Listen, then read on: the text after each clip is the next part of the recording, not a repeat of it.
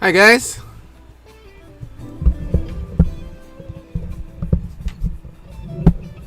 Can you hear me?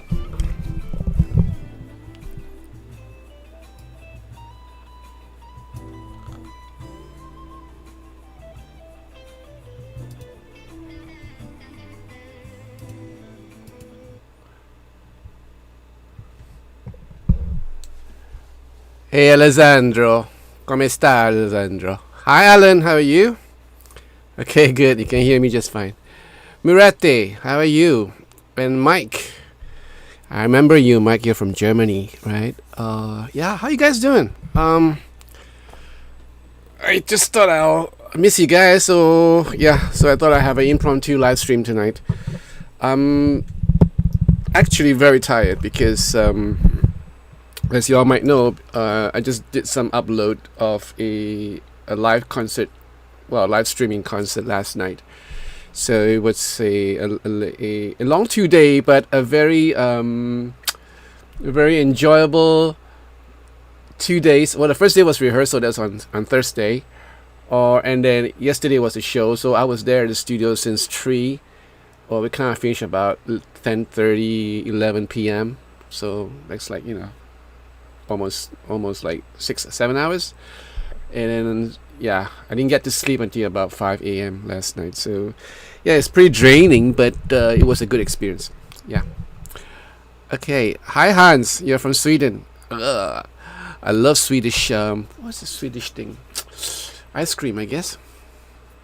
I could be wrong. What? Wait, does IKEA comes from Sweden? Are they Swedish? IKEA? Let me know. Claudio. Hey, how are you? From Brazil. Oh, welcome back. Well, if IKEA is from Sweden, then I love Swedish meatballs. Oh, I'm not. I'm actually, yeah. Well, physically, I'm like kind of like loose. Because it was a whole lot of standing up and a whole lot of concentrating on the chords and stuff like that. But it was enjoyable to me because of the fact that we were doing all locally written songs yesterday. So these were all compositions that were from Singaporeans, So I'm from Singapore, so this is Singapore. And we have a bunch of great musicians here. Hi, Christopher. Christopher is from Philippines, but I'm from Singapore. So we have a bunch of great musicians here who have churned out songs since back in the late 50s. And our songs have been used by people artists from Taiwan, from China, from even as far as Korea. Yeah, so I was pretty stoked. I was pretty proud of the fact that we have all these beautiful songs. And there was even a country song or two. It's from Matthew Tan. I call him Uncle Matthew Tan. He's the original Singapore cowboy. Now he's got a great history because that song actually went up to the charts in America, in Nashville. It went up on a chart. Imagine a Singapore country western singer making his mark on Nashville, and he even performed, I believe, in the Grand Ole Opry. If you're not mistaken. He actually went to perform in the Grand Ole Opry in Tennessee. So we were pretty proud of him. And there were a couple of guys like this, but he's not a songwriter, so he's a musician. This guy called Rex Go. He's from Singapore, a good close friend of mine. He left Singapore back in the early 70s and joined Air Supply. Yeah. So if you have seen the cover of an Air Supply album or you Google Air Supply, and you see all of these big strapping tall Australians and this little Asian guy, Chinese guy, that's Rex Go. He's Singaporean, and he went on later to be one of the top sessionists in Australia. He's based in Sydney. He played in a whole lot of albums from Savage Garden and whatnot, but he's a musician. But last night was really something for me because these are all locally written songs that I played on some of them originally, and they're all beautiful written songs. Especially from someone like the Dick Lee, this guy called Dick Lee. He's a great songwriter, and he written so many songs with a local flavor. But he's a great ballad bastard. So I love playing on his songs, and there are a couple of good friends of mine, guys who are in the Chinese market, and they too write really good songs. So it was a night of celebration for me last night, to celebrate the fact that Singapore has all these musicians that that are able to churn out beautiful songs. We lost some of them. There's a girl called Zhen Hua, who we lost. I think about a year or two ago. Great lyricist. We have really wonderful lyricists and good songwriters. So yeah. So that was yesterday. And the fact that I get to do all this with my band. Not my band, with the band, with Jimmy and Anthony and Casey and Joel, and we had a new guitarist last night. Sebastian couldn't make it, so we got this guy called Joshua, a young man. Well, he's not really young, but he's a great guy. I played him a couple of times, so he was there. It was great, and I love the way his Martin D42 sound. So I was like, whoa, I gotta get me one of those, but I'll probably get the Arabex anthem, because he was using the Arabex anthem, and I think it was a great opportunity for me to kind of like listen to how a Arabex anthem would sound on the Martin. So I'm like toying the idea of putting it in my, either in my Harley Bentons CLD 41 or on my Martin D35. But I've been thinking about it. I'm thinking like, I probably would not bring my Martin 35 out for a show. I'll probably bring the Harley Bentons. So I think the safer bet would be the Harley Bentons. So I'm still figuring out, and of course I gotta figure out the expenses, because right now jobs are scarce, so yeah, I gotta watch my spending. Anyway, enough about me. So how about you guys? Are you guys doing good?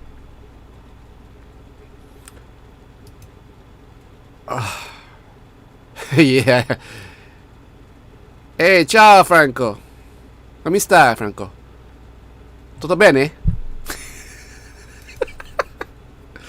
Claudio, anything special to do for Christmas? Yes, we have a special Christmas show, actually, a streaming show on Christmas.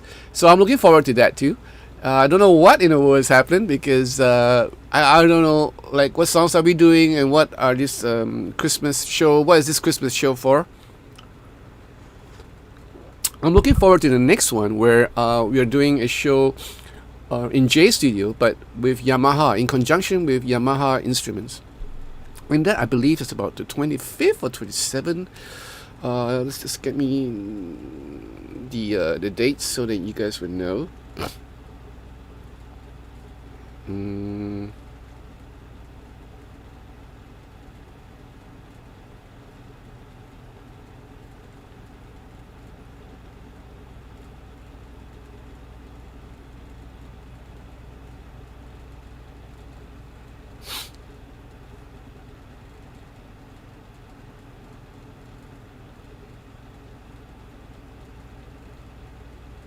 Alright, so it's on the 27th of this month. 27th of November. We're doing a show with Yamaha. So we're going to feature like Yamaha drums, Yamaha keyboards. Jimmy, by the way, he plays, on Yamaha drums. He prefers Yamaha drums. I think he's endorsed by them too. And Anthony will be playing all the Yamaha keyboards and the motifs. Same with, this time around we don't have Joshua. We only have one keyboard player. Seb has to swap his Facto into a Podgo, so he's using a Podgo this time. So it'd be interesting, and I'll probably do an interview with him and ask him like how he feels about using the Podgo instead of the Facto that he normally uses. For me, there's no change, because I'll be using my Helix Line 6, because Line 6 is bought over by Yamaha, so I'm cool. Now the guitars. I won't be using my Comanches. I won't be using the rest of the guitars that I normally use. So I'll be using a Pacifica, if I'm not mistaken, a 611 or 612. And Seth will be also using a Pacifica. I forgot which model is it. The one with the P90s. So Seth has decided to use the one with the P90s. And we're gonna put a Rev Star in the middle, just in case any one of us breaks any string, so we can just swap with the Rev Star. That's nice. And Casey has the chance to use some of the Yamaha basses, which are really well made.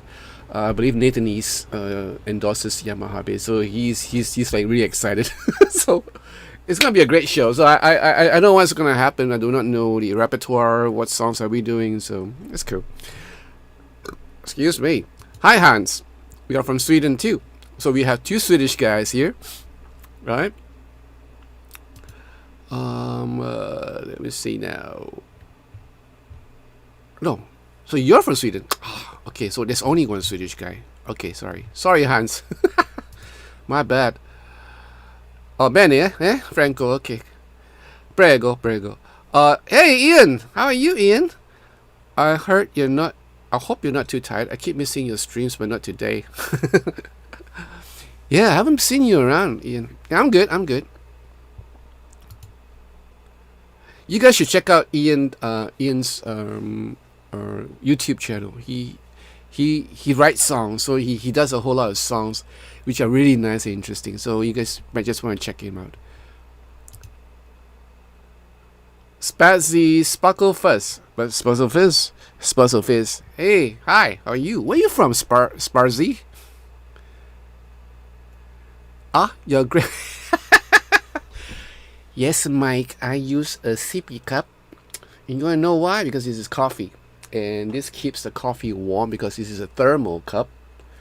And I'm not too keen about the lid here, because I used to have one from Coffee Bean after the unfortunate incident of me spilling coffee all over my Mac Pro, my MacBook Pro.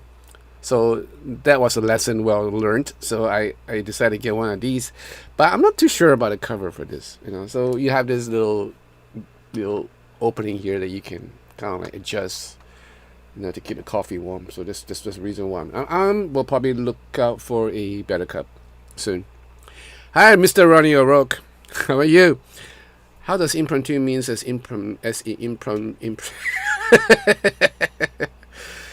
Well, it's impromptu because it's not planned, as you might well know, and it was late on you last minute. Sorry about that.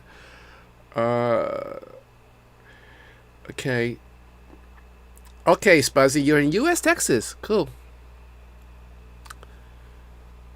How's everything over there in Texas, Spuzzy?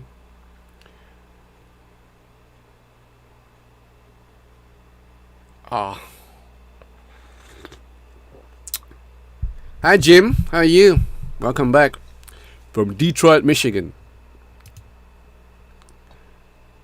I'm just busting your stone big.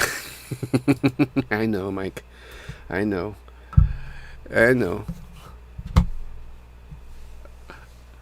Yeah, so basically that's it. And woke up really late today, so I went out with my kids. Yeah, had some spicy food. My son wanted to buy Legos, so yeah.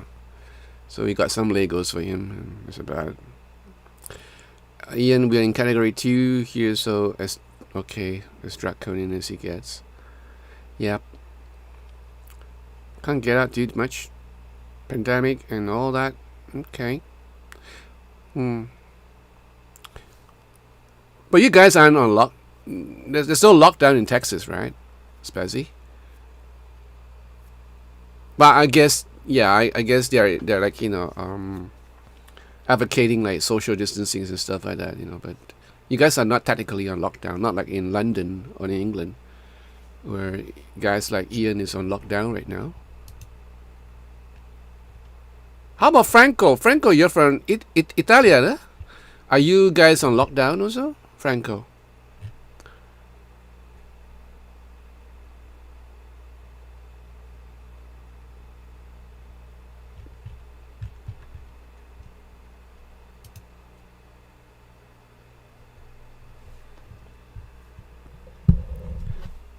And Mr. O'Rourke, how are you doing?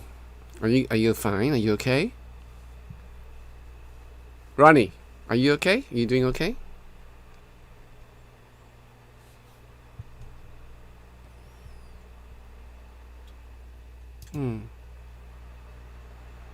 Alright, so Wills is on lockdown too.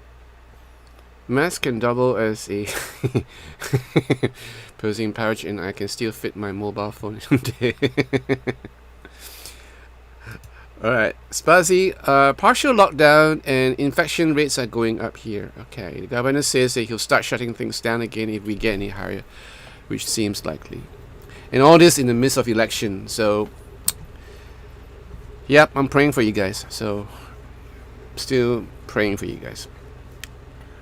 Franco, Kui in Lombard. Okay, you're from Lombardia. Okay, total lockdown. Oh. Well, I just hope, yeah, things will get better, especially in where you guys are from. Because in Singapore, the weather is still hot. We're still averaging about 34 per day, 34 degrees centigrade per day. Okay, Google. How much is 34 degree centigrade in Fahrenheit? 34 degrees Celsius is 93.2 degrees Fahrenheit. Okay, so 93 Fahrenheit.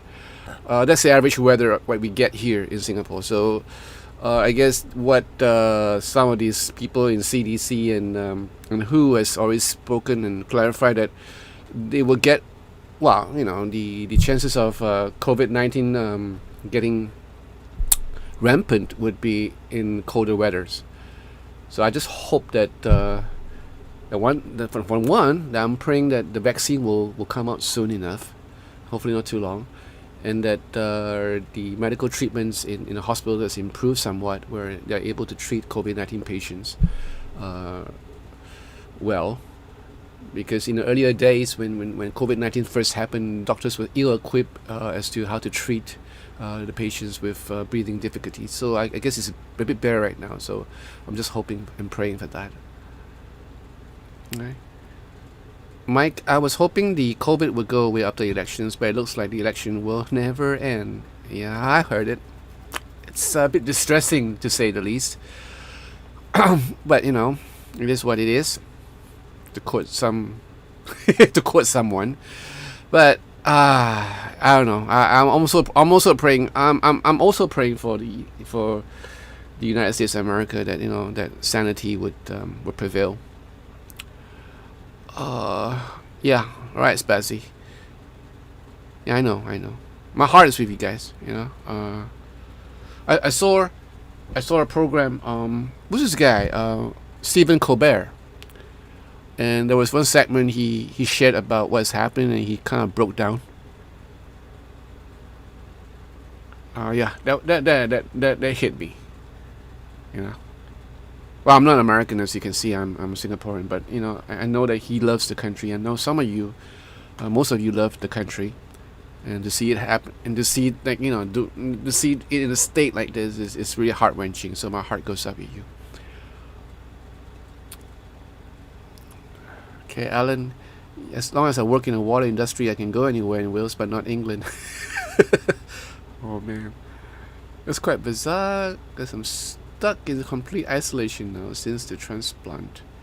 Oh, okay. All right. Any idea when is the transplant taking place, Ian? You have any set date?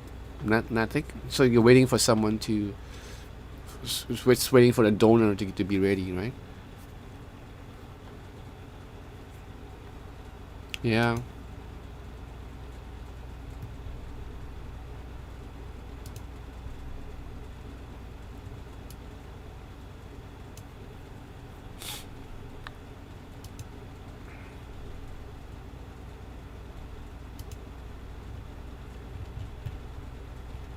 Have you guys seen the videos that I uploaded? I uploaded like 4 videos. So they're basically from last night. So have you guys seen any of them?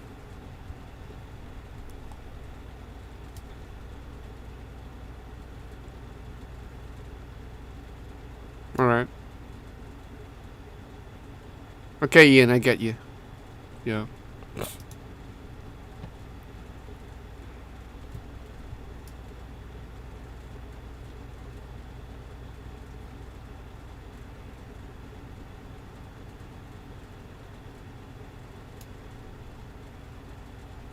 Mountain Man, your English sounds a little American. Yeah, I have a lot of comment about that. That's basically because I communicate a lot with Americans as well as British people. But Okay.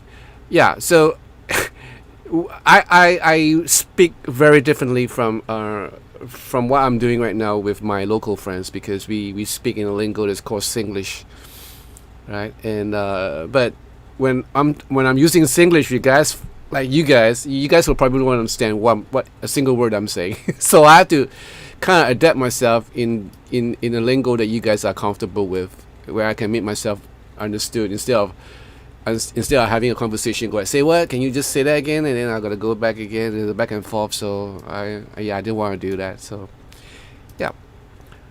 Mr. Ronnie O'Rourke, I put a very serious conservative comment on each. Nothing stupid.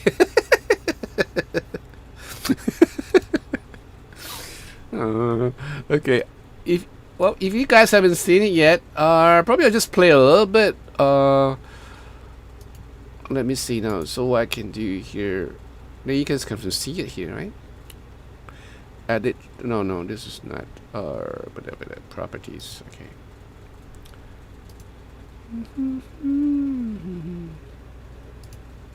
Oh, okay. We got that done. But where is it? Why is it not playing?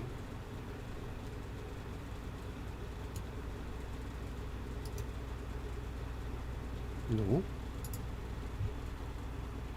Just give me a second, guys.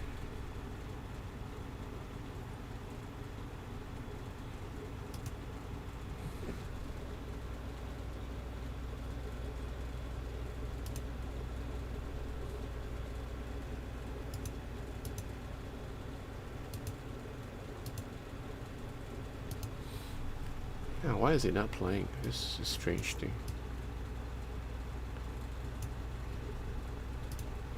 Let's see. No, can't get it to work. Why can't I get it to work? Display capture. Oh, no. Am I locked? No. Window display capture. Could it be this?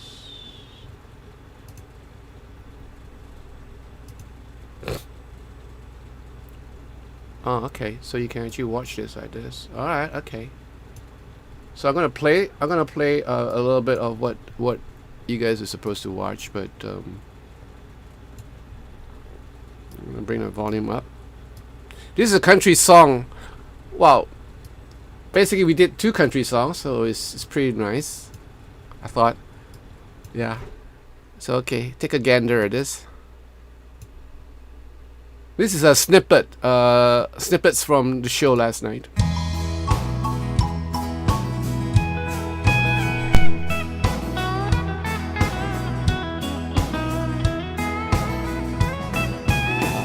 She's gone. I didn't know it was so long. If I can feel her in my arms, I'll sit here alone. The days will be long and long. She's gone. I didn't know it was so long. If I can feel her in my arms, I'll sit here alone. The pain will go on and on.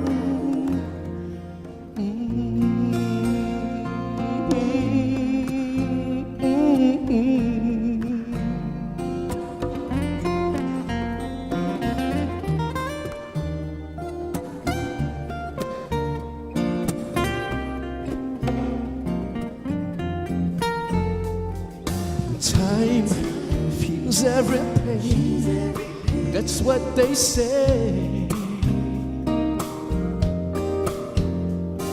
And I give anything to make you come back to stay. She's gone. I didn't know it was so long.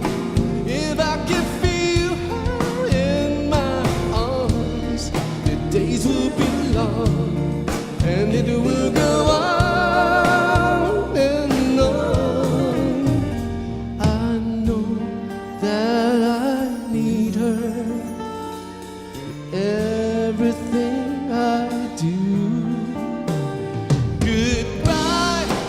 is not the word I need to hear. She's gone today.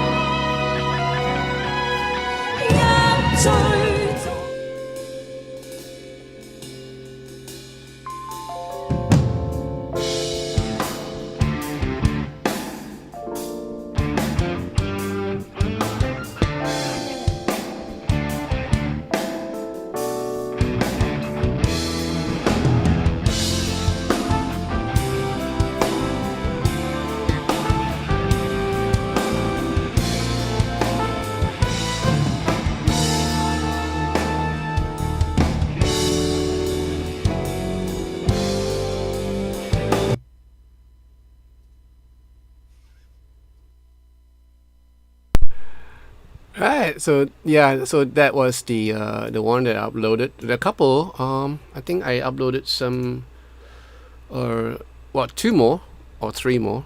So just take a look at it. Yeah. So okay, where are we? Spazzy. No, I was only on acoustic for one song, the song that I wrote and sang.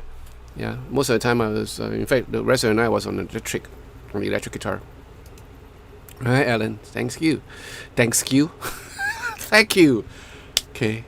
My mouth is not working like it should. Okay. Okay. Franco, Adipasima, John. Bye. Okay. Ciao, Franco. Orient. Hey, hi Orient. Hi Brian. Oh, the gang's all here right now. Okay. Deepak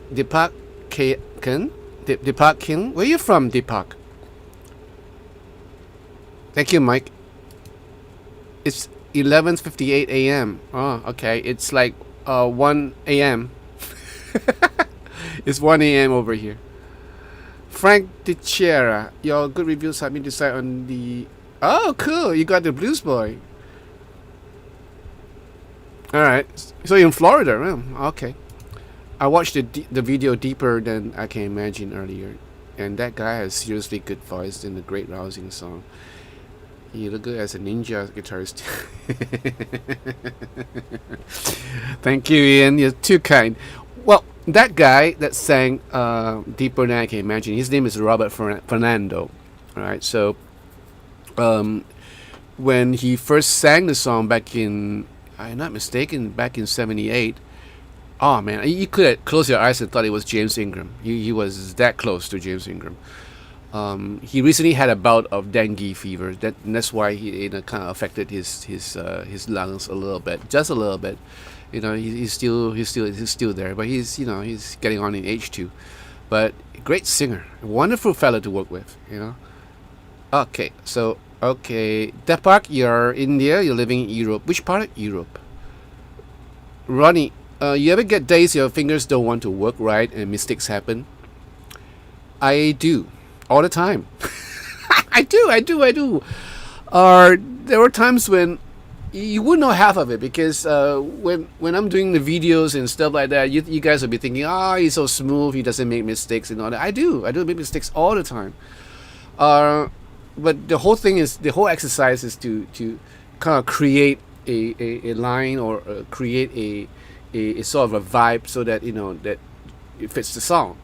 So sometimes I will be doing stuff and I'll be like fooling around, and you're gonna make mistakes here and there. You're gonna like screw up. You're bound to do that. Hey, hi Jack. Hey man. Hey, thank you for the coffee. Thank you, Jack. How you doing? So like like I was saying, Ronnie, it happens. It happens all the time. Yeah. And if I'm not mistaken, there were times when I'll be on tour, and we will be like leaving leaving home for like 3 months. Oh, not 3 months. 3 weeks in a stretch, and there'll be like 6 shows stretch out within 3 weeks. So that's okay because the shows are pretty kind of like packed pretty next to each other, so you have time to kind of warm up your fingers and stuff. You'd be probably playing, but there were times when we have like a week and a half break in between. And if you're not doing anything, you're not like taking the guitar back to your hotel room, then you'll probably not be touching your guitar. Yeah. So these are the days that are really, really dangerous because for me, right? Because after like 5 days, your nails will start growing and the calluses will start to recover because you guys know what are calluses, right? Calluses are actually damage that is done to your to your finger ends, and they need time to heal. So once it's healed, then it gets soft again. So, and that's where the dangerous part is at, because once it gets soft, you'll tend to kind of like break off and what I mean. And that's bad for playing because sometimes when you're doing fast runs, you get caught. The strings get caught in the middle of pieces of fingerprint skin. So it's really messy and sometimes quite painful. And so it's always good to always play every day. So nowadays I make it a point if I can. But nowadays it's cool because we fly up, to your place and we just play a gig and then we come back. And so once I'm back, I'm back to my playing on my guitar.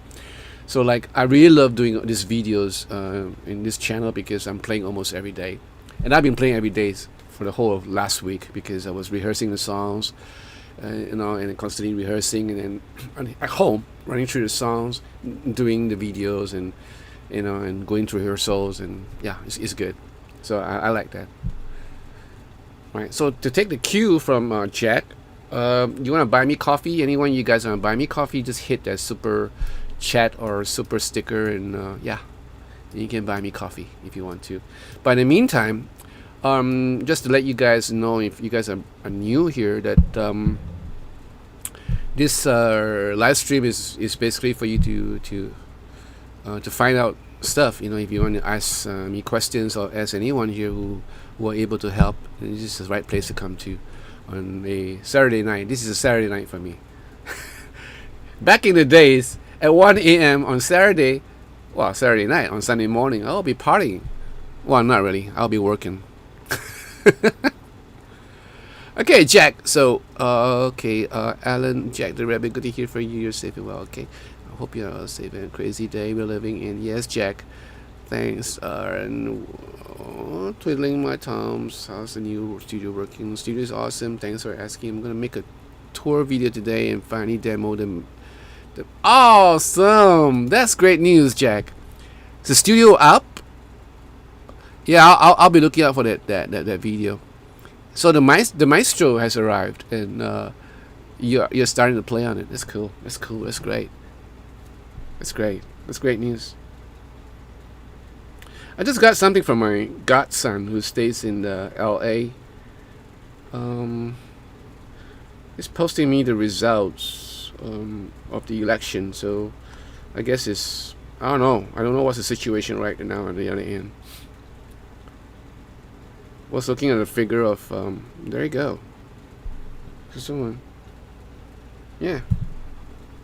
Can you see this? Can you guys see this? Can you guys see this? No? Can you see this? No?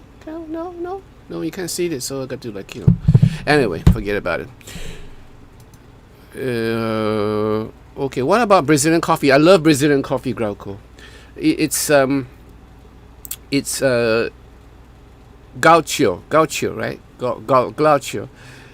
Brazilian coffee is one of my favorite, but it's kind of hard to get here. So the ones that we get here are not true. I used to like buy these beans, and I'll kind of like grind them, and put it in the just French press coffee, but it's just taking too much trouble, too much time. So having pot now, like those espresso kind of coffee making thing with the pot, plastic pot. So they're not really good, But I'm a fan of to tell you frankly, I'm a fan of Italian coffee, Italiano coffee. Yeah, I love the coffee that. Well, the thing is because I spent almost a month in Italy, so I just fell in love with the coffee there. Okay, Jack, studio is all set. I'm so excited. Maestro is a long story, but I end up going direct. Yeah. That's what he told me too. Cool. But you got it, right? You got it, so that's good. The most important thing is that you have it in your hands. All right, we have 27 guys here in this room, so you just hit the like. We only have 19 like. Now you have 29 people, so just hit the like button if you can. That'd be great. All right, cool. Yeah, all right. That's what I heard. I've seen the figure here, so it's like 284 for Biden and 214 for Trump. Forgive me, I'm gonna celebrate. Don't hate me. Okay. So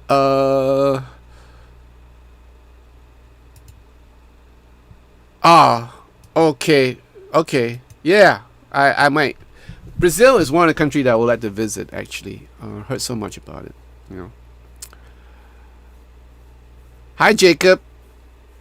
Mountain Man, got to go eat. All right, okay.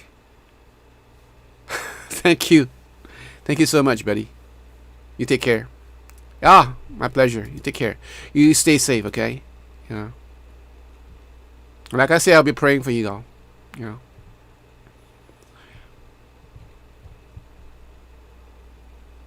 Jacob, it's 1:10 a.m. and you're still awake. It's good. The election is a mess with all the voters fraud, a million ballots harvesting, the bad premises keep showing up all over the place. Okay.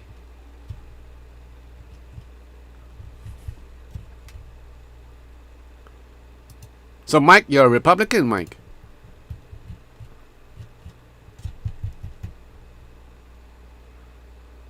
I trust a diarrhea fart while sneezing more than a million ballots. Okay.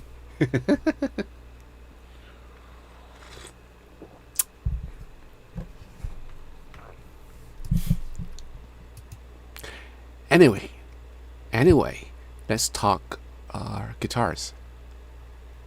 Okay, I'm gonna let you in on a sort of a sneak news, I guess. I've ordered. Well, they're sending me 2 guitars. Harley Bentons is sending me 2 guitars, and one of it is a acoustic guitar. They just released it. And another one, remember the guitar that I had, which they sent me, which is all black? That was like the cheapest guitar that they have, a Strat with a Amaranth fretboard, like a purplish looking fretboard with all black, it's all matted and all that. So they're sending me the Tally version of that. So I'm pretty excited to see that. I just want to hear how that pickup sound on that. So it's pretty cheap. It's around the same price as the Strat model. So like what? It's about $99 Singapore dollars. So it's like, okay, Google, how much is 99 Singapore dollars in US dollars?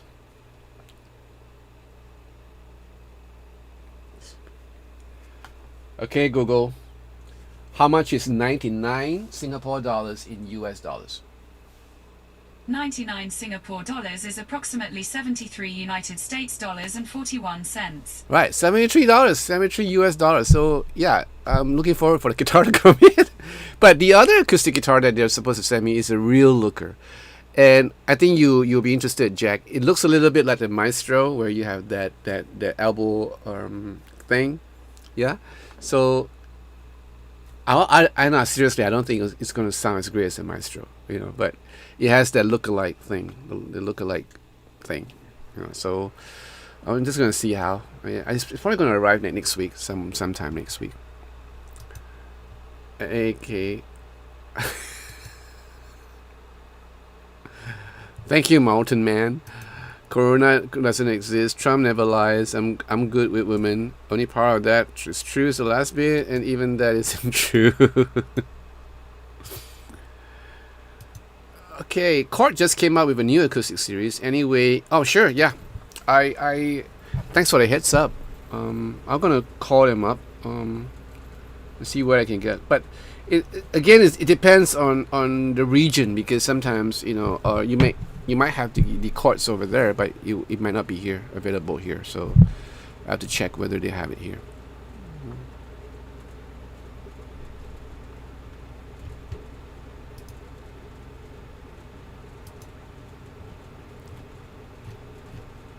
But it's great seeing you, Ian. It's great seeing you, Jack. I guess this is the only time where I can catch you guys. If I have my live stream on one of the weekdays, like Tuesday or Wednesday, I don't see you guys around. So, and the fact of the matter is that I didn't want to have live streams on weekends like today, because a whole lot of people are doing live stream around this time. So I just want to keep away from the traffic, from the bus. But it was great to see you. Yeah. And you too, Mr. O'Rourke. It's always fun to have you.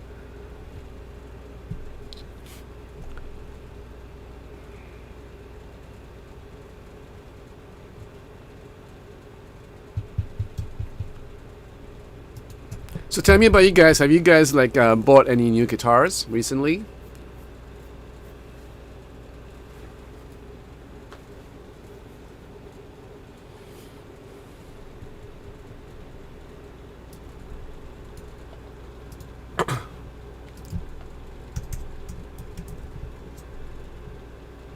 Oh, I miss you, Jack.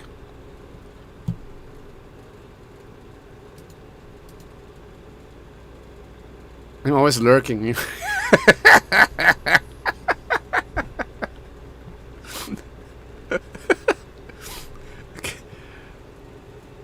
Yeah, I know. It's a time difference thing. It's probably it's probably the case, right, Ian? Not the day, not which day is it, but just the time difference. I'm gonna show you what I ordered, so you guys have a good kind of idea what I ordered. Where is this?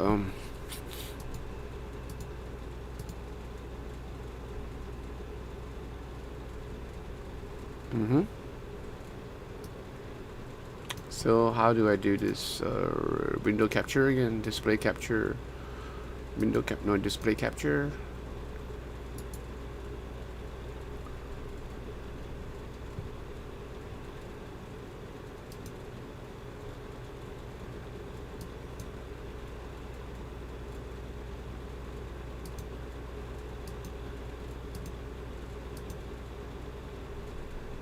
Right, this is what I ordered. Can you guys see? Right, hold on. Okay, this is what I ordered. Right, Jack, can you see this?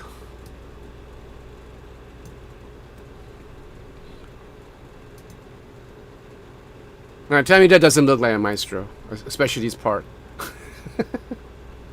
And it's a built-in pickup system. So what it has is let me see now, what are the specs? A mahogany top, mahogany back and side. You don't tell much about the fretboard. Let me see the fretboard. What's the fretboard? The fretboard is a composite fingerboard, so I don't know, it could be like some weird material, right? And that's about it. So it's a grand concert size, 20 frets with a pickup system. Yeah, it's an attractive looking guitar, right? It's really an attractive looking guitar. Yeah. So I'm just waiting for this to come, and then the so what do you guys think about this? Yeah, so that's why it's called a bevel cart. Yeah, it's pretty. It's pretty.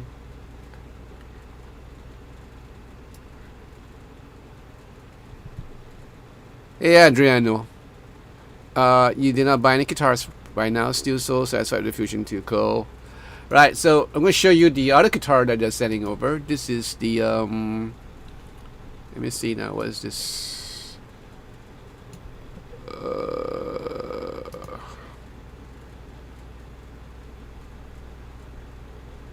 Where is it? So hold on, let me get it out for you.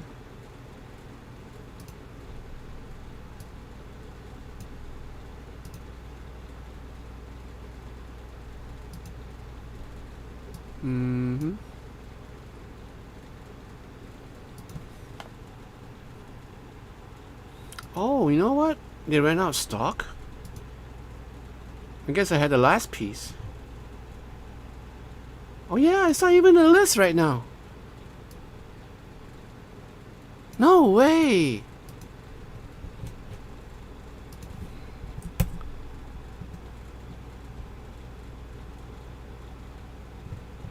Oh man, to discontinue it?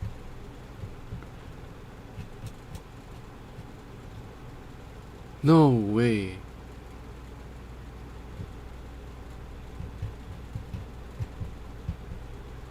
Good lord.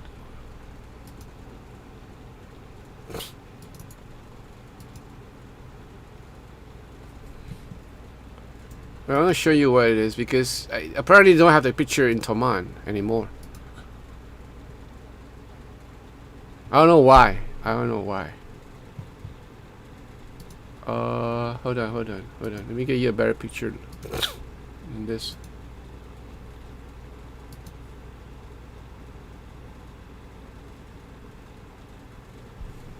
Yep. So the next guitar that they're sending over, which I'm really confused because right now they don't have it, which is so weird, is this guitar over here. All right. That's a looker, right? That's definitely a good-looking guitar. This is a Tele, yeah, and it's going for like I don't know what is it's going for, right? It's nice, really nice. And this is the yep. So they're sending this guitar over, and then it'll be really cool if I get to play in a gig with this guitar because it's like the one of the cheapest guitar around. So, yeah. Let me see now how much does it cost. It's doesn't really say here. Let me see now. Harley Bentons guitars. We got this here, but I wonder, do I see this? Yes. So, it's on their website at Harley Bentons, but it's not in Toman, so I don't know what's happening. And there's no price here too. So I guess they ran out of stock in Toman. Right? And hopefully this... Yeah, I know that this has been sent over because it's in my shipping list. Yeah, it's out of stock. So yeah, it's confirmed it's out of stock. Yep. No longer available. Now, why is it no longer available? That's the question that I need to know. Oh, you guys didn't see it. Okay, sorry. You guys didn't see it. Oh man, what am I doing? You guys didn't see it. Okay. I'm gonna show you again. Hold on.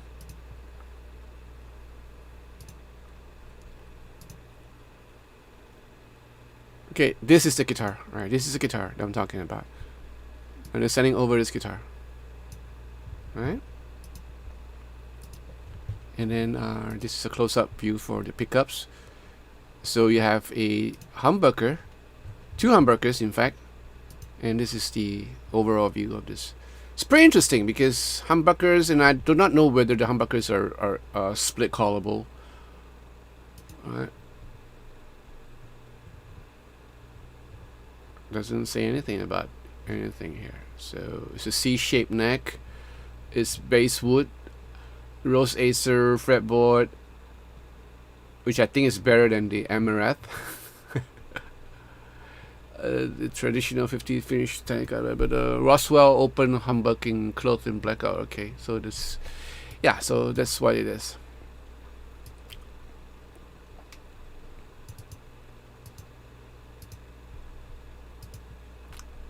What do you think? What do you guys think? Interesting, right?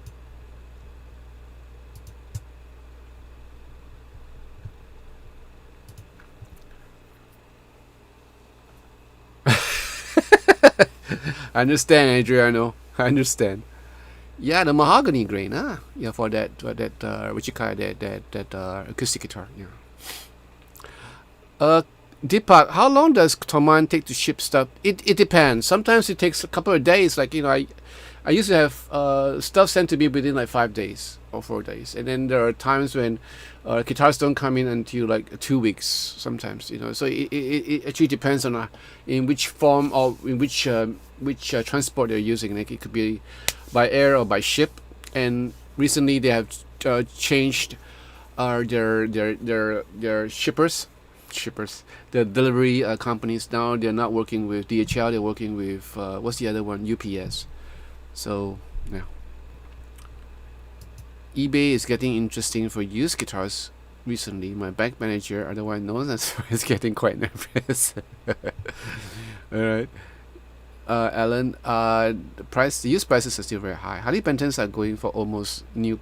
Oh wow. Okay. Adriano, yes, you are also looking for. Yeah. They're in stock. I know this is a price in some ways, but then I've seen Tanglewood for less than £100 and Yamaha for oh wow, okay, for 150. That's a pretty good deal.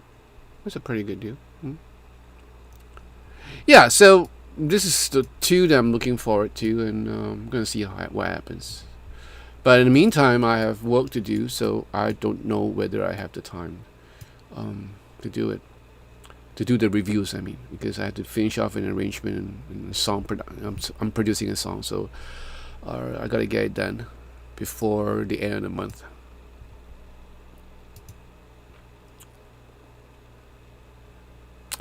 You want to see something? Just give me a second. What did I show you? Did I show it to you guys yet? Did I show it? Did I show the AX something? The what you call it? Oh man, did I break it up for y'all? Maybe I didn't. I don't know. Did I? I don't think so. Sorry, that don't matter.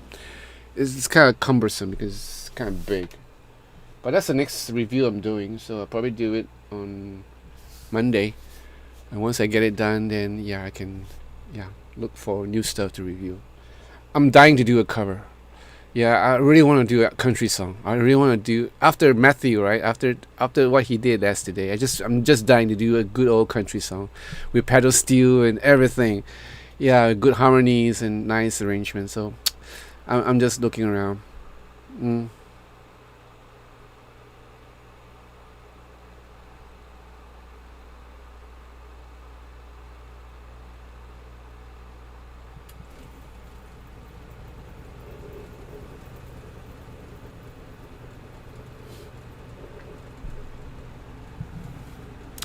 So you guys got any questions for me? No questions?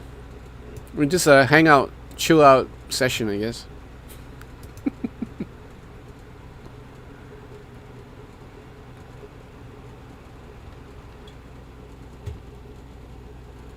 Orion is still around, Orion.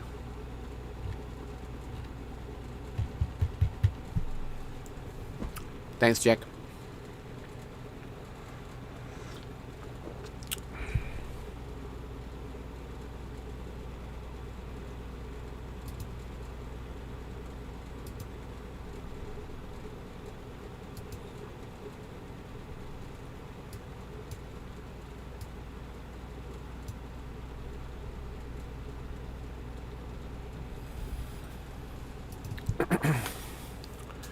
What do I think about noiseless pickups? Are they passive or active? How are you doing, Orion? Are you doing okay?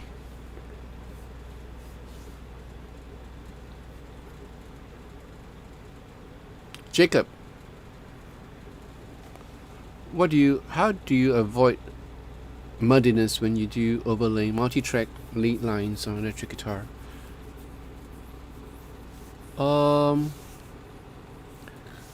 See, when it pours, when it rains, it pours. So right now I got some crazy questions here. Okay, so well, I'm gonna hold on Jacob's question because he haven't answered me. Oh, passive. Okay, passive.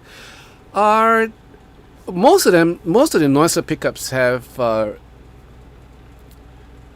should we call it? There's certain elements to it that or rather certain ways to make these passive pickups noiseless, and it's either gonna take up some real estate in your cavity, or there's gonna be some compromises somewhere where it might not be as authentic as, say, a traditional 60s single coil, for example. And we're talking about single coils because single coils pickups tend to be very noisy.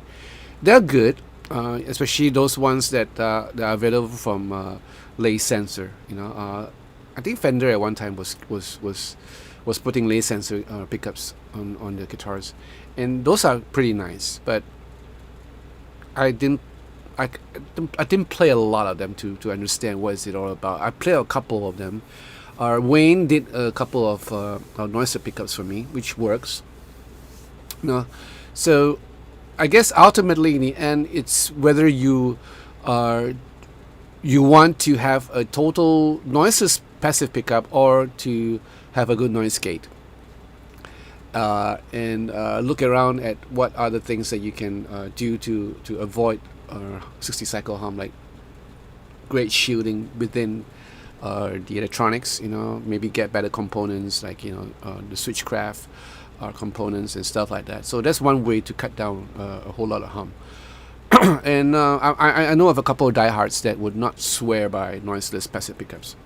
But if you're talking about active pickups, then the EMGs have great single coil. My Fender Strat right here, this 85 contemporary Strat made in Japan, is fitted with the Vinskill EMG pickups, and I love these pickups a lot. I was, for the gig yesterday, I was like contemplating on using whether to use my Comanche or to use this. I was half a mind to use this, but then I decided to use the Comanche because the Comanche didn't have a chance to get out much. So I used the Comanche. It was good. It was good because of the songs that we did. Yeah. So yeah, I hope that answers the question.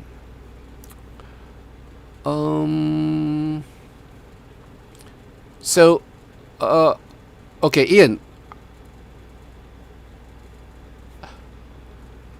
Okay, your question is really interesting because it has to deal with tone as well as placement of your guitars. Like if you're going to multi-track overlay and multi-track lead lines on electric guitar, you have to make sure that they're not all pan in the center. So it's gonna cancel each other out in the out of phase. So you need to kind of like what I do when I do multi-track. If I'm going to double a line, whether it's a distortion chord, sometimes I do doubling too, which is an old 80s thing, so we used to that double. Right now I don't do that because I'm with my Helix Native. I have bi-amps, meaning I have two separate amps, and they just sound different, completely different. Like I have a JCM 801 and I have a Bogner on the other one, or a Dumple or whatever I have on one extreme, so that they sound different because the tonal qualities of each amp is very different from one another, and you had a separation, and that settles it because I don't have to like physically double. I used to do that, but I find it too time consuming, and but every once in a while I'll do that. But when you're doing a line, when you're going to double, you have to make sure where you want to place your lines. Being a center is not the I'm not going to say it's not the right way to do it. It's not conducive. Like I say, it will cancel each other out. So it would be good to have one on one side, maybe around here, instead of all the way down. You just around here. That will do the trick. And if it's getting lost in the mix, then it's all about the volume and equalization. So it's something you can think about. Yeah. Orient, how does one learn to become a producer? How to learn to be a producer? You don't learn to be a producer. There are a lot of people in Taiwan, for example, in Japan, or even in Korea, where where the trend for an engineer, a recording engineer, to be a producer is greater than a musician being an engineer. So this is kind of funny, because as a recording engineer, you be working with a whole lot of good producers, and you kind of pick up and learn as you go along, which I did. I was an engineer for 3 years, and I worked with some of the great producers. But then again, I'm a musician. So some engineers are not really musicians, but they love music because they chose to be a audio engineer as a profession, so they must have loved music. So a lot of them kind of like transit from being a studio engineer to a producer. A lot of them. But then again, you have some of the hotshot songwriters. Songwriters is they're another ones that will someday be producers of their own right, because they will not trust anyone to produce their own song, so they decided to approach the record company and demanded that they will have to produce the song. But that was back in the days. Nowadays, I don't know what I don't even want to know what's going to happen, because all the budget is gone. So yeah, it's going to be a hard time. So to be a producer, you have to have the breaks. Someone must give you a break to let you produce a song, and that's where you learn. You learn from. There's no school to teach you about production, because you got to learn a lot of stuff as you go along. You got to know about the whole recording process. You got to know about studio time, balancing the budget.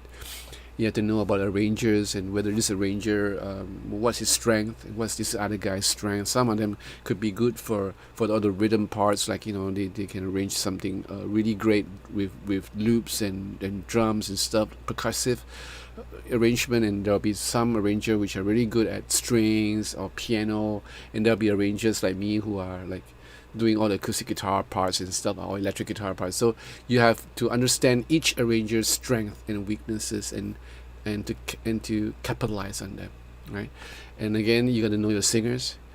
You got to know all that stuff. So it's all about being familiar with this elements of work that you have to be in contact with. So interesting. Yeah. Jim Stewart, hi, how are you? Thinking about buying either Yamaha THLK or Boss Waza headphones for home practice. Hey, I don't know, man. It's about your budget. You have to be. Well, you gotta decide on how much you want to spend. I guess for me, I'd rather go for a THR, because it's still amp, and I can still plug in my headphones to it. So and mostly because I tried the amp and I kind of liked it, Okay, Orient. Things are somewhat okay, but still on lockdown, slowly opening up. Hopefully this pandemic will be will be over soon. Your live stream is my happy place. Well, I'm glad, Orient. I'm glad. Alright, Ian, thanks. That's giving me some ideas to pursue. I know the basics of compression and EQ, and I do buy amp in MSimp, but the stereo pan needs to be investigated. Yes.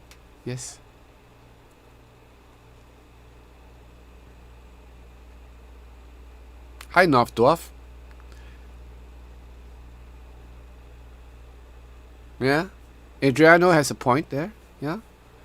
So to have personally, headphones, I only use them when I record acoustic guitars, because I hate these darn things, because it's like, and it's like, it's so uncomfortable.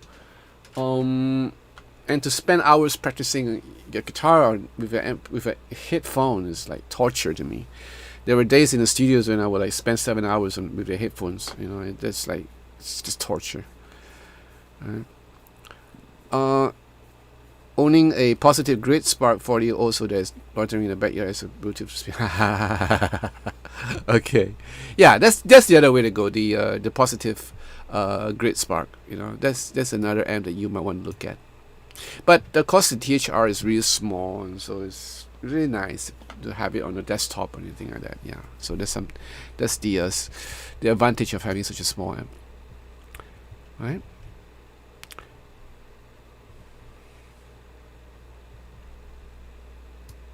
Any more questions?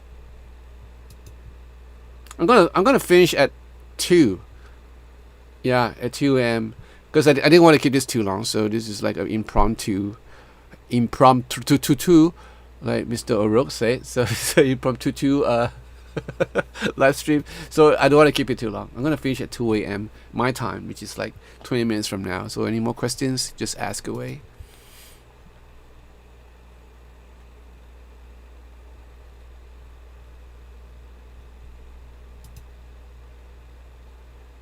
Ah, okay. Cool. It's 12-inch? Ah.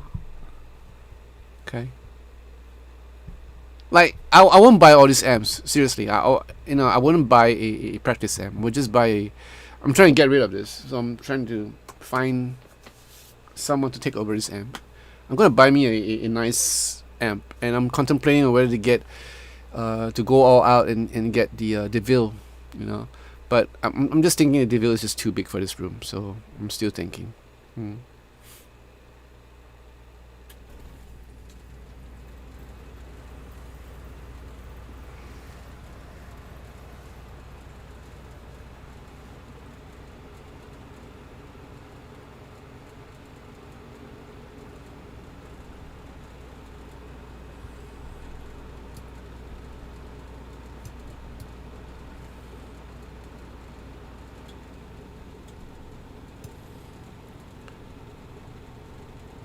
What pickups are those on my Fender Strat?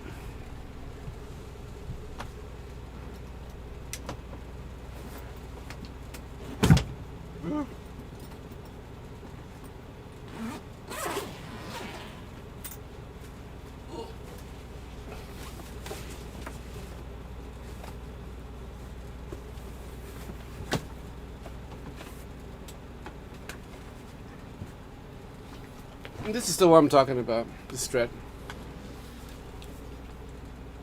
Right? So these are EMGs. Can you see those? These are EMG pickups. And these ones came in with a, what you call that, SPC control. So I had it shifted to the last knob. This is supposed to be the tone control for the last pickup, but this is just the SPC, and this tone knob controls the tone for all 3 pickups. Yeah. So what the SPC does is that it gives you a boost in decibel, volume boost, as well as a volume boost in the mid range. So it's kind of like, it's great because you can kind of like what you call it, use and just kick in the SPC for your solo work, and you don't need to step on a mid boost pedal or anything like that. So it's nice. These are the Vince Gill set, right? So it's for EMG, and without the SPC, it sounds just lovely, like, you know, like a good old single coil on the Stratocaster, right?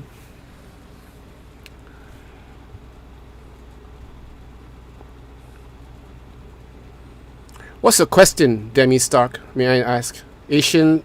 What are you trying to say? What's an Asian Scabi?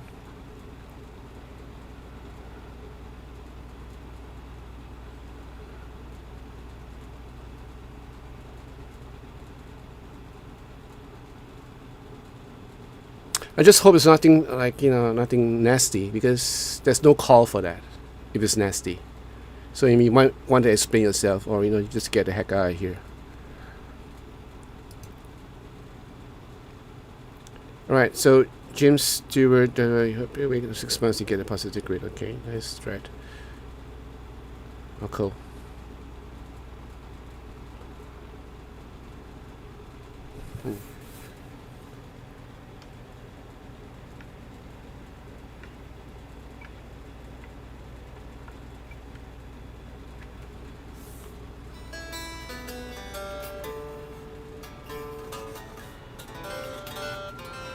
And this comes with this came in with the real rosewood fretboard, so you don't find real rosewood now anymore. So since you're not gonna answer me, I'm gonna kick you out of the house, and I'm gonna ban you. You don't come in and pass remarks like this, So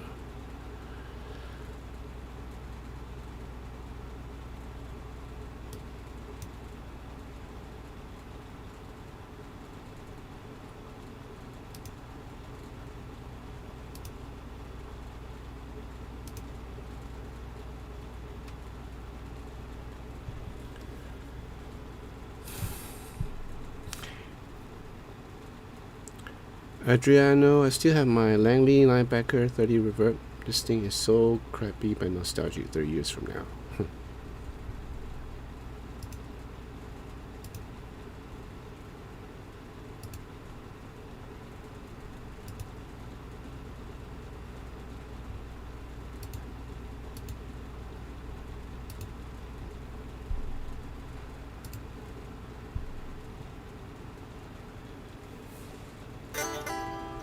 But the thing about this is that the fret radius is actually quite flat. This is like 12-inch or 13. Not like the ones that I'm so used to play on the other Strat, like 9.5 or 7.25.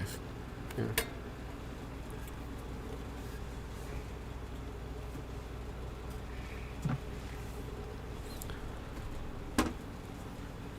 Okay, so what's this? Can one become a successful producer without sound? Yeah, you can. But nowadays, you can be a producer just by being at home. A lot of us have home studios, so you pick up whatever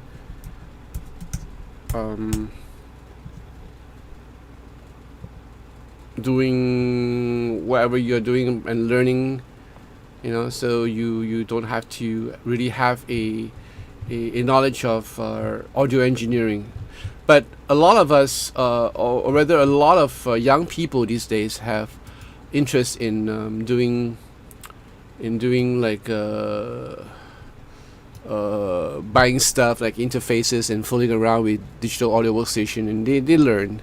So this one way to do it, because you need to have a little bit of a knowledge. Gone are the days where producers know nothing about recording. Nowadays, a lot of producers, in fact all producers, will have a knowledge of at least some elements of recording. Yeah, so that's something that we need to do.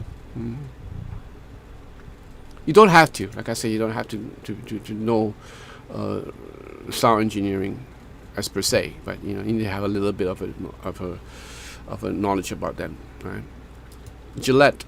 Hi Jonathan, how about the sound treatment of your studio? Did you put some foam panels, etc.? Yeah, I did. There are a couple of stuff. Paneling on this wall here, because this is actually a window, and this is where my window aircon unit is on. But I've installed panels on it, so it helped a lot with from preventing sound from the outside coming in. There's paneling on the door, which doesn't help much. But it does help. But then again, sound is coming in through the cracks between the door, because this is not a suitable or proper studio door. This is like a fireproof door, So I didn't want to spend money on that. So yeah.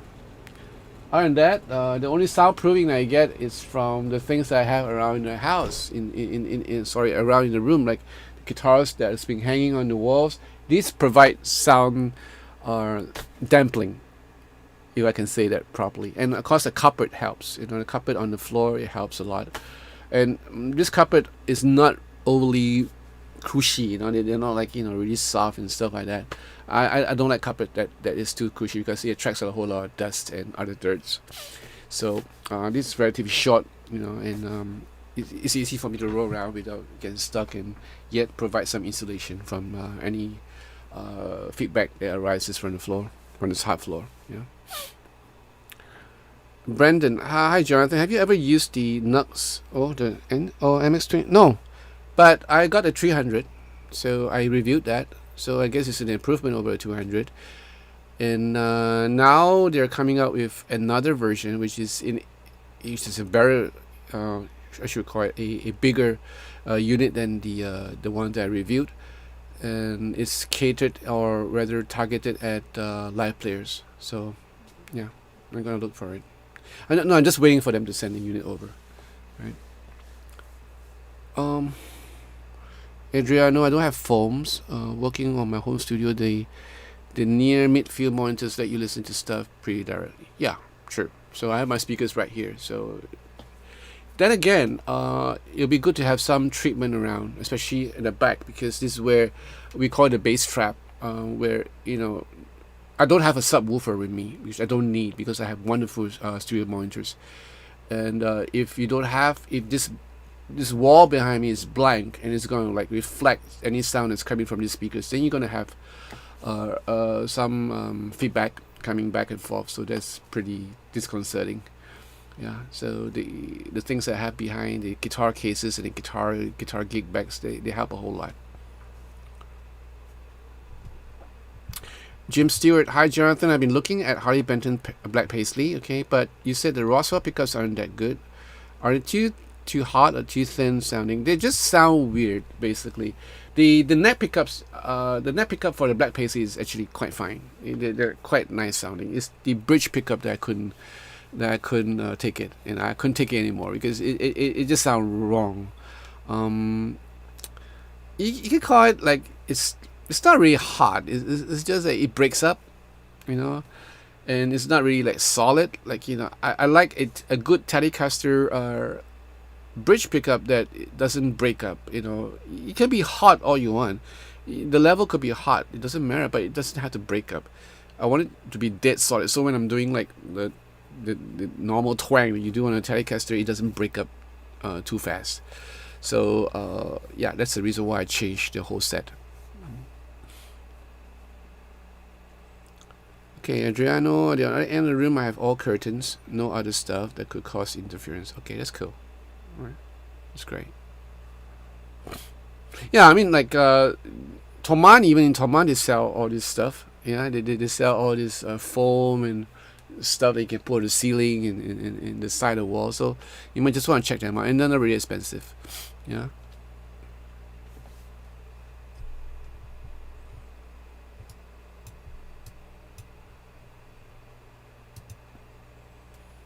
Julio, no, not all Harley Benton pickups are too thin. They have really nice pickups on the Fusion Pro. Ian, don't worry about the idiots. My connection dropped out, so I missed the comment. But we all admire and respect you. Anything else is being childish. Thank you, Ian. We get idiots like this, but I thank God because so far on the live streams I don't get a lot of this. Some of the comments in the channel from the various individual videos have dropped significantly. All this rubbish comments, they have more or less disappeared because I kind of block and ban all those culprits, and this guy is one of them. So I never met him before, so I never seen him before. So for him to come in here and make an inappropriate statement is just yeah, I don't stand for all that crap. I don't stand for all that. You're just sitting behind a keyboard and you can just type stuff like that, and this,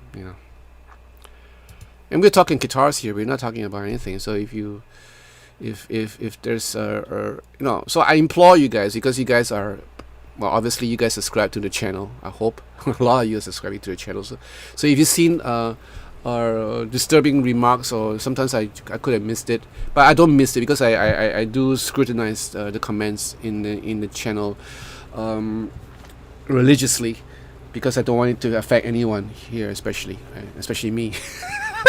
So ever you see inappropriate comments, just let me know. All right, and I thank you guys for your support. Okay, thank you, Julio. Brian, I'm waiting on a Harley Benton Strat. Decided to give learning guitar another shot at 27. Oh man, 27, you're still young. You're still young. Yesterday I was talking to a couple of songwriters, cute girls. One of them is like 24 years old. I can't remember when I was 24.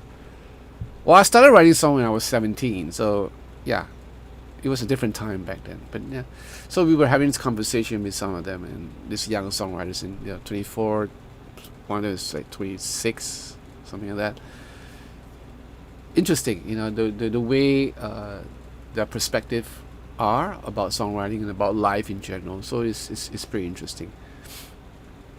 So 27, yeah, go for it. Learn guitar.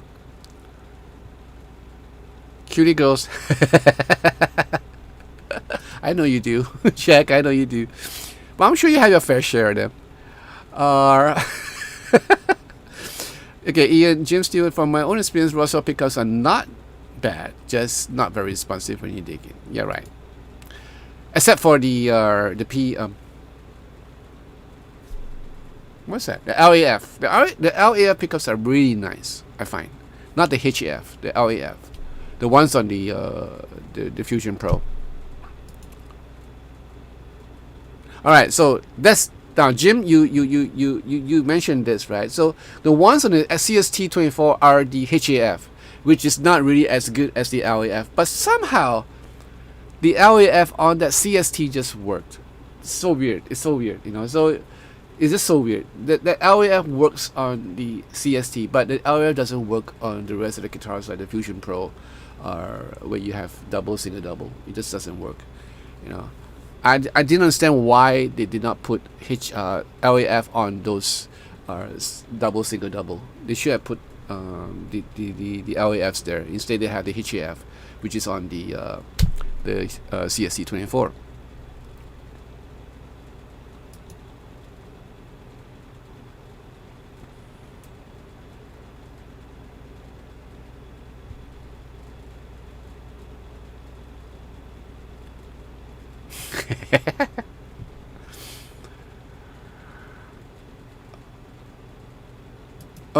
What's the best time to visit Singapore? Anytime. Seriously, anytime, Jack. Well, if you want to taste how Singaporeans celebrate Chinese New Year, then come around February. That'd be great. It'd be a great culture shock for you. Or if you like colorful stuff, like we celebrate New Year's for many ethnic groups in Singapore. So we have the Indians, the Malays, the Chinese, and what we have, that's about it. Indian, Malay, Chinese, and we have a foreign domestic workers from Philippines or from Indonesia. So they celebrate their own stuff, but it's more or less low key. The high key ones are the Indian Deepavali. They call it the Indian Chinese, the Indian New Year, and then you have the Chinese New Year, and then you have the Malay, the Muslim New Year, right? So you can choose between all this and then decide when to come. I'll be there for you.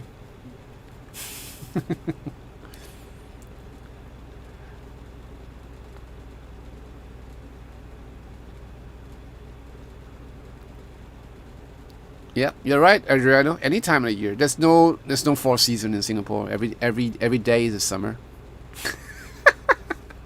Sometimes you get torrential downpours every now and then, but not as bad as it's monsoon. Basically, sometimes it gets really bad because the roads will be flooded, but it gets clear up like after a couple of hours, and it's not constantly pouring like London, so you don't have that, and it's bright sun most of the time, so it's cool. Oh yes, Brian, we do. We even have like a Eurasian community where, what are Eurasians? Eurasians are basically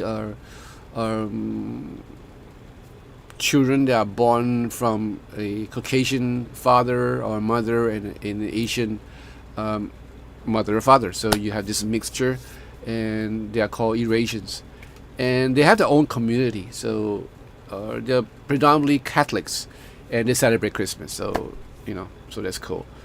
Other than that, that's about it. So basically, you have the Indians, the Chinese, the Malays, the Eurasians, and the rest are just like from the Indians from India who comes over here to work and stuff like that, or the Filipino, or the Indonesians that comes over here either to work in healthcare or to be as domestic help or whatever they have. So like I say, these are all the low-key minorities, the Singapore just celebrated, will just celebrate the 4 high key ethnic groups, right? So I missed out one question from one of you guys. I can Danielle, what do I think about Harley Benton Deluxe Series Strat? They're okay. They're okay. Sometimes you might not be too happy with the pickups, but if that's the case, you can always change your pickups. That's cool. Dresden, hi John, great to see you. Kurt from Detroit, hi Kurt. Your name is so far from Dresden, so you're okay. Hi Kurt, how are you? How's everything there?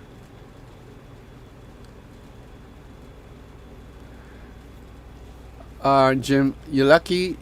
We only get 2 seasons in Scotland, June and winter. I know. My second born, her name is Sarah. She's the one who sang "Shut Up Train." She had an opportunity to head up to Scotland to visit a friend in Edinburgh, right? So she was there, and she was telling me how beautiful the country is, and oh man, I'm so jealous. Yeah, I would like to visit Scotland. You know, it'd be nice. I'm just afraid of the wind, the strong winds that you get. Yeah, it might just blow me away. How's everything in Detroit, Kurt? Everything good?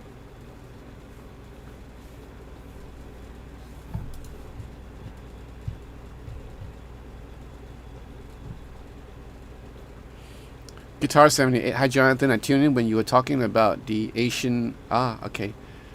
Curiosity. I googled and found this. Don't know what it was, and I found this. It's Italian. Yeah, I don't know what. I did a search too, so I don't know what he's talking about. Don't worry about him. He's just an asshole because I questioned him. He didn't answer me. So I know about the lag time and all that, but that's no excuse to come in here and just mention the word Asian scabby. So he might just meant scab, SCAB, whatever typo that he has. But I'm really strict about this.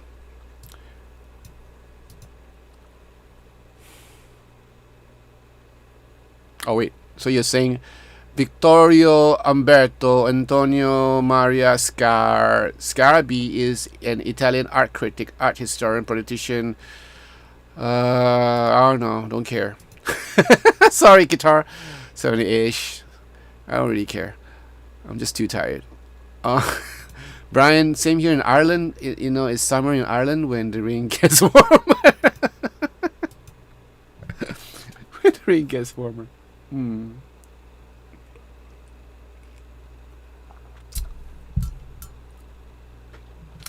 The reason why you might think that I'm overly sensitive, but I get really nasty comments in the channel when I first started 2 years ago, and it still happens every now and then. People were calling me chink, and all that, Chinese bastards, Chinese monkey, also degrading remarks, and I have it up to here. I don't think music is about this, and I don't want to let them win. I don't think that I would quit YouTube altogether because of the stupid, idiotic remarks, the racist remarks. I don't think I would do that because I think I have a whole lot of good people, a whole lot of them, as opposed to these scums. So I really couldn't give them a time of day, and most of them are trolls, so they'll just troll channels, and I have a lot of this coming into a channel over the years. It's just that sometimes when you see any one of these remarks, and I'm just a bit sensitive about this. So anyway, that's why whiskey was invented.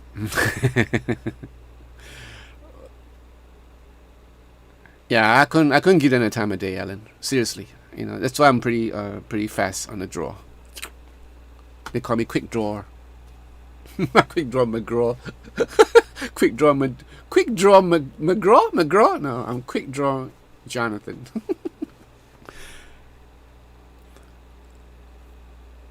Here in Birmingham, we know it's summer because you're wearing a lightweight raincoat. Oh man, it's even worse. Hi Julio, how are you?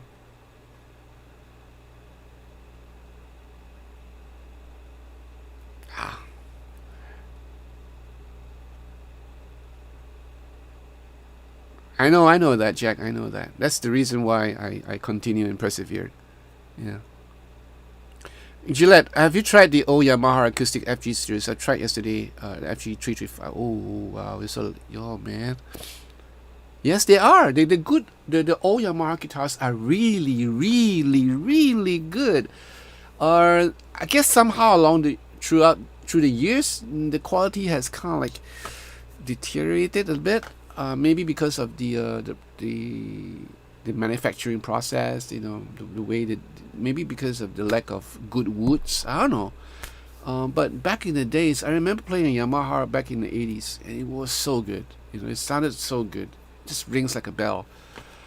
The last one that I did, the FG 22 or something, I forgot. That's a pretty good guitar too. So I guess they're kind of like, yeah, come back again to the right manufacturing process. Yeah. Hey, Guente, how are you? Oh, it's starting to get cold now. Yeah, I know. No, Brian. I'm not the fastest. I know someone who's even faster than in Singapore. Oh, Kurt. Oh, thank you. Yeah, that's my second born. That's Sarah. She's the one who went to Scotland, right? And yeah, lucky her. Julio, I've watched your video with the Yamaha. Now that I have that killer M. Cool. Happy for you. You liking it? Kurt, it's a bit difficult with election issues. I know. I heard about it. I've been keeping tab. So, like I told some of the guys earlier, I'll be like, I will continue to pray for the United States of America. Yeah. You guys have a great country there. You guys have such a wonderful melting pot of racial cultures and different people from all over the land. And United States, it's guys like me. Okay, look at this Singaporean, this Chinese guy from Singapore. Back in the days when I was growing up, all we had was American entertainment on the TV. We had programs like, I grew up with Get Smart, with all the cartoons that you guys have probably watched before, like the Warner Brothers, Daffy Duck and whatever, and the Disney, and I'll be watching like Beaver and what's that Beaver? I forgot. There's so many good old movies like Bonanza, The Big Valley, 12 O'Clock High. All this wonderful, and my all-time favorite was Combat. Remember Combat with Big Vic Morrow? Right, and we were just bombarded with American entertainment, and now every once again we'll get like a little bit of an English entertainment every now and then.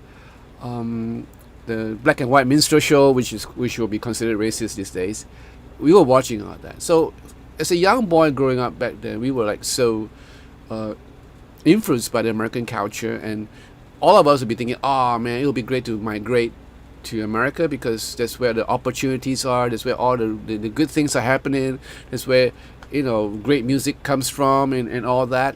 So we all had that fantasy when we were growing up. But when I started working as a musician and through the years, God has blessed me with work and going to places that I never dreamt of going. So I've been to America countless times. I've seen America as it is. I've been to the country. I've been to Arizona. I've been to LA, to Vegas, to wherever countries that wherever places in America that I have worked in, and I like it. I like the people there. They're friendly. I see a potpourri of different races: Chinese, Mexican, Latinos getting along with one another. But then again, I also see the dark side. And it may surprise some of you, but I see mainly negative things in the airport, in the custom, where I see custom officers being so racist that it's just mind-boggling. It just freaks me out because they'll be like picking on me just because I'm Asian. And I've seen this, but when I leave the airport and when I go to the places that I'm going, people are fine. Even a cop, a law enforcement officer, or anyone, they're fine. But it's only the airport that I meet all these bigots, and I don't understand why they're working in the airport. So that kind of like leaves me a bitter aftertaste. Then when my kids were growing up, they too were heavily influenced by the American culture because this is Singapore, right? And being a musician dad, I would be playing like American music in my car when we travel. So they are heavily influenced by the American culture too, and they will go, oh, I like this, I like this group. How I wish I could stay in America. It's the same thing that I was thinking about when I was that age. But now they see the whole thing, and now television and internet has brought America down into our living rooms. Right? It's a pointless statement because technology has allowed us to be in the backyard of your neighborhood, so to speak. We've seen the news reporting. Okay, I know some of the news reporting are really biased. I know about that. I'm very clear about that. We have seen in our living room the things that's happening in the States, the riots, the fights, the killings, and all those things. And the girls are starting to wise up to the fact that it might not be as ideal as it is. So what I'm trying to tell you is that I love my country. I love Singapore because this is where I stayed, this is where I grew up. And I'm sure you Americans out there, or you British out there, will love your own country because this is where your home is. And I appreciate that. The fact that people don't talk about that anymore. Being patriotic, loving your land, loving your homeland, giving up your life to fight for the freedom of that land. I would take up arms because I went to the army before, and I would gladly give up my life for my country if the need calls for it. And to see a country in such turmoil, it must be heart-wrenching, I couldn't imagine how some of you guys would be feeling right now, looking at the state of your union, So that's the reason why I'm praying for you guys. I'm actually really praying for America because I'm just praying the sanity would just come back. Sanity just kind of left the room for a long while, and he needs to come back. He needs to come back and bring things into order. And I pray that God will come and put order into this land. And at the same time, I'm not afraid to tell you that I'm a Christian, but I don't agree with anything that some of the evangelical Christians are doing in the States. I don't agree with what they're saying or what they are supporting. I've been a Christian for like 20 over years. I know about prosperity gospels. I know about all these snake oil preachers and all that, and they're rampant in the States. So I'm not going to go into politics. I'm just talking about the state of the land that I love. I love America. To tell you seriously, I love America. I love American culture. I love American music. I love the way the country is supposed to be. Land of the free, home of the brave. Where every color can come in and have a opportunity to make a life. So this is what I believe in. And that's why my heart goes out to you guys. So I just hope that you guys stay safe where you are. And I just pray that there will not be any violence at all during this election process. And I just pray that you guys just stay safe because there's a pandemic in the midst of it all. This COVID-19 that is happening right now. And I just pray that you guys just stay safe. All right. Anyway, okay, enough ranting. It's the only way to roll. The thing that okay, where are we? So, other than that, yes, Lincoln, I'm dating myself. I was talking to these two chicks, right? These two young girls. They're cute girls, 24 years old. I'm going like I'm 60 years old, and these guys are 24. Oh my good lord. I feel so old, Anyway,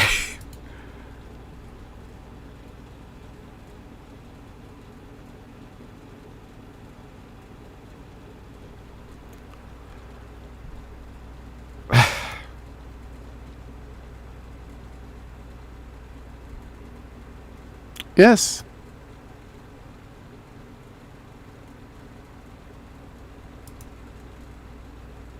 Oh, thank you.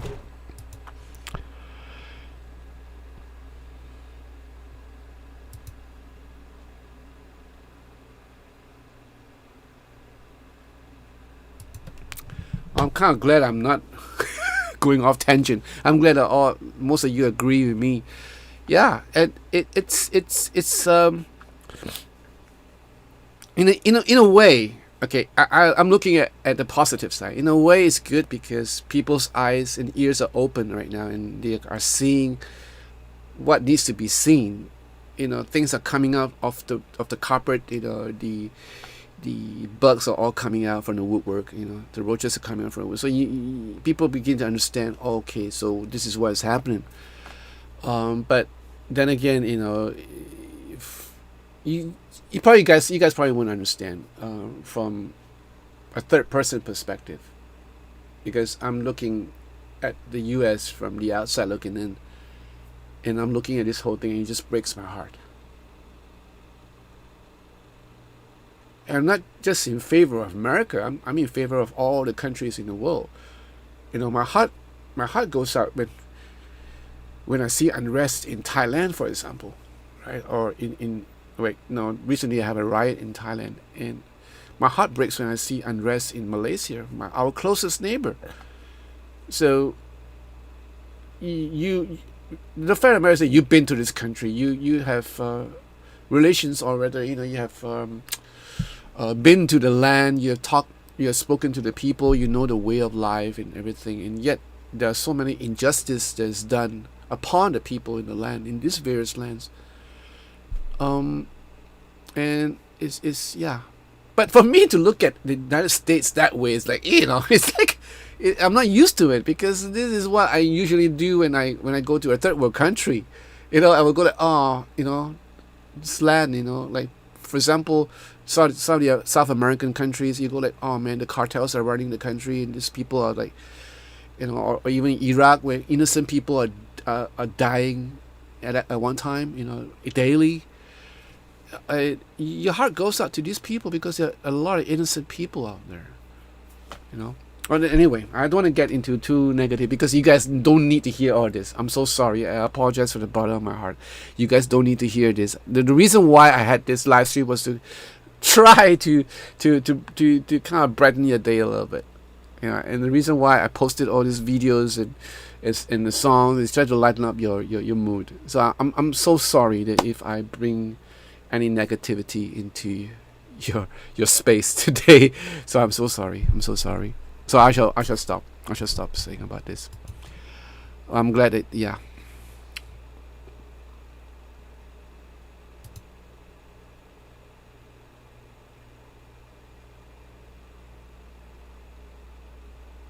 Yes.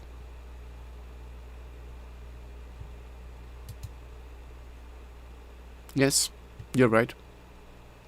Okay, okay, going to Auf Wiedersehen.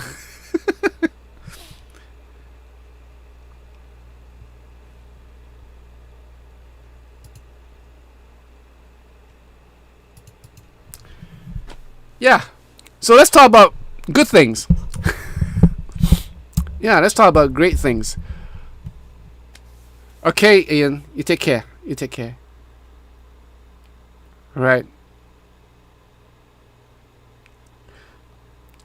God bless you, Ian. You take care of yourself. And let us know how if there's any prayer requests, just let me know. You know where to reach me. All right.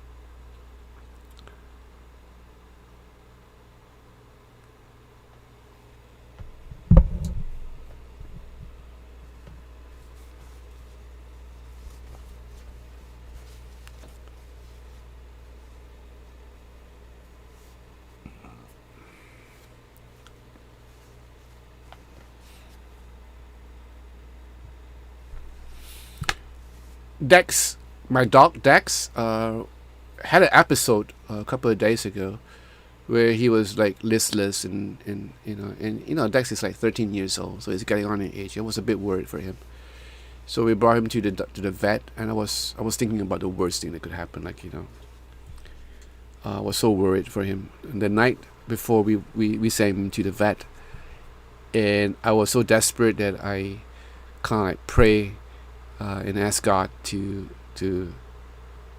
take over the situation. So I said, Lord, I don't know what's happening, but he seems to be in pain. So I said, have mercy upon him, and just leave it to God. And the next day, Dex went to the vet, the vet says that he sprained his neck, either his neck or his back, and that's why he was wincing in pain. So I was expecting the worst, but then the vet told us there's nothing to worry about, even though the bill was something else. It cost a lot. Let's just say it's enough to buy a Harley Benton guitar, right? And yeah, so I was like, really grateful to the Lord, to God, for handling all these things. I was actually crying out to God. I said, I don't want to lose him, because I thought it was really bad. So have faith, my brothers and my sisters, if any sisters around. Have faith.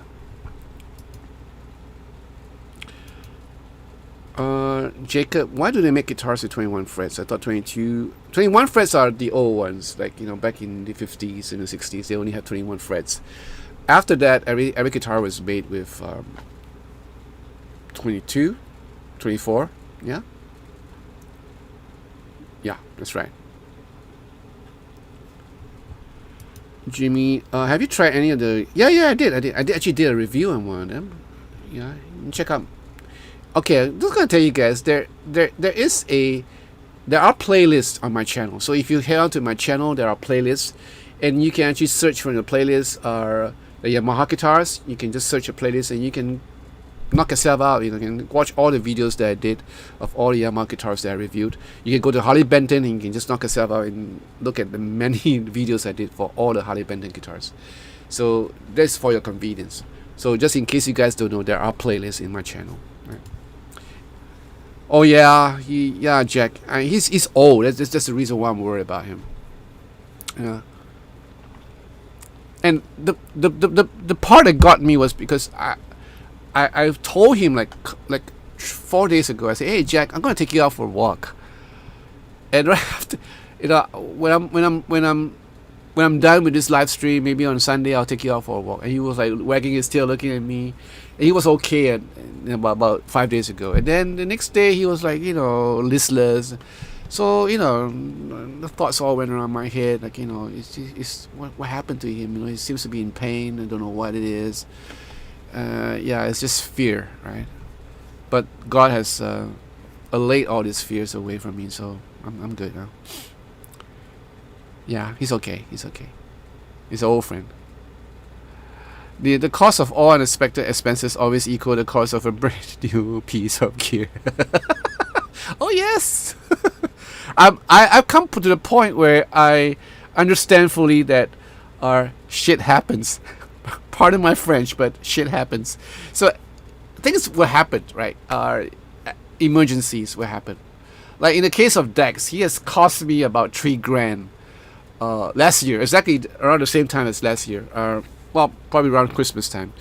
He went to an episode where he was pooping blood, and it was really bad because he was bleeding all over the place. We had to ward him in the hospital. That whole episode cost me 3,000 Singapore dollars. So things happen, and as they grow on in age, you're gonna be anticipating things like this to happen. And that's for the dogs. How about us as humans? We are also prone to getting sick and all that.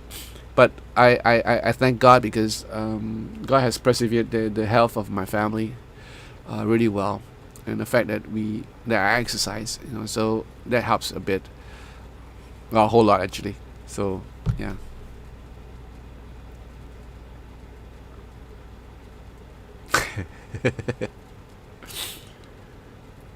So do you guys actually exercise at home? Are you guys into exercise, or are you guys just couch potatoes? Do you guys work out? I know that's a pandemic going on, but how do you guys work out at home if you're under lockdown? But I know it's not a total lockdown for some of you guys in the States. But for those of you guys in the UK, how do you guys work out? Are you allowed to cycle, to ride a bicycle, and to have some exercise outside, or are you being ordered to stay indoors? Like Alan was saying, was it Alan who says it's draconian? It's really strict right now.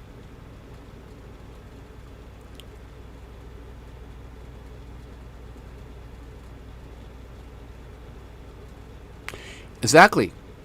So yeah, Mike. Exactly. That's my point. Like back in the days, they just well, not really. They live to a great old age, but then they too will have sicknesses. But these days, it could be the environment.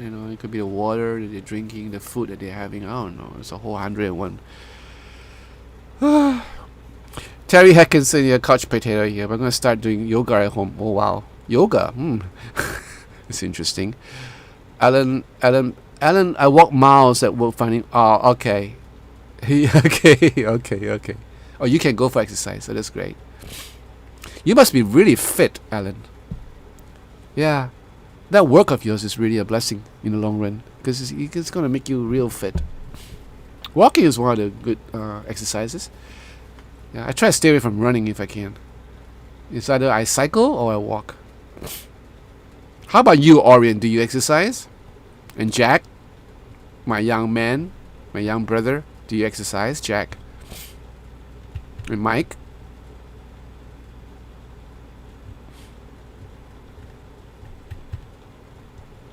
Your feet hurt. Oh. Could it be down because you don't have a good pair of shoes? You probably need a good pair of walking boots. Shoes really mattered. I found it out the hard way in Mongolia. The first time I went to Mongolia, I was in Inner Mongolia. I was doing a mission trip there. I was at Ulaanbaatar and saw the Mongolian cities, and it was really cold. We went there sometime in January, just after the harsh Mongolian winters that they had there. And the first time I went there, I wasn't prepared. The second time, I had my what's that name of the boots? Real nice pair of boots, and they help a lot. Yeah, they help a lot. Oh, okay. Yeah, so you have the electric bike and you lift some weights. It's cool. So, Jack, have you just shifted to a new place, or are you still living with your roommates or your housemates? Alan, walking on rough ground, good goes for your ankles even with walking. Oh, really? Does ankle guard help? Does it help having an ankle guard? Orange Quest, I tried to cycle around town on a floating bike, still looking for a proper bike. Yeah. Do you have a Brompton, or what do you have? The Bromptons are pretty expensive. Mike, at 67, I don't do much, but I think BP is 106 over 58. Oh, that's okay. Okay. But still, I think you should maybe go walking. I don't know. Uncle Matthew, the guy who sang the country song, Singapore Cowboy, right? The one I just posted. He's 74 years old, and he's as fit as a fiddle, right? Yeah. So, and he told me, I was having coffee with him last night before the show. He was telling me he needs to lose some weight because he's on on the plumber side. Yeah. He's always been plumb. Yeah. Not a great deal. We had to walk across all sorts of terrain. Okay, I understand. Well, as a caretaker at school, seem to spend most of my time on this time of year raking up reefs. Oh wow. I'm in the same apartment, but one of my roommates moved out in October, so I took over the third bedroom for the studio. I have someone who loves my songs helping me to afford it. Oh man, that's so awesome. I'm happy for you, Jack. So now you are able to do stuff, right? Yeah. Sure. Like what I told you the last time, right? So anytime, just hit me up on the messenger in Facebook, right?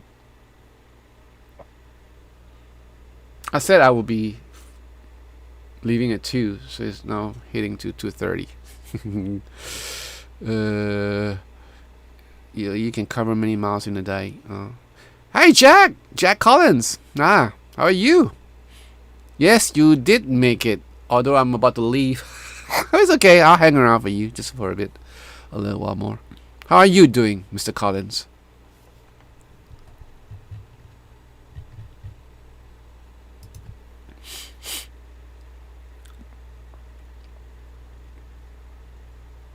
Alright, Jack. No worries about it.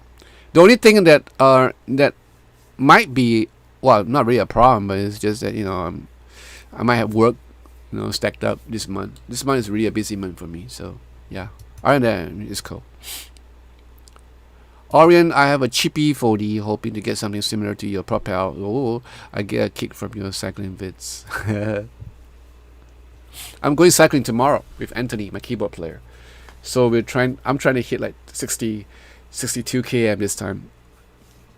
Yeah, but I've decided not to go for distances these days. I rather go for short rides, but in a more consistent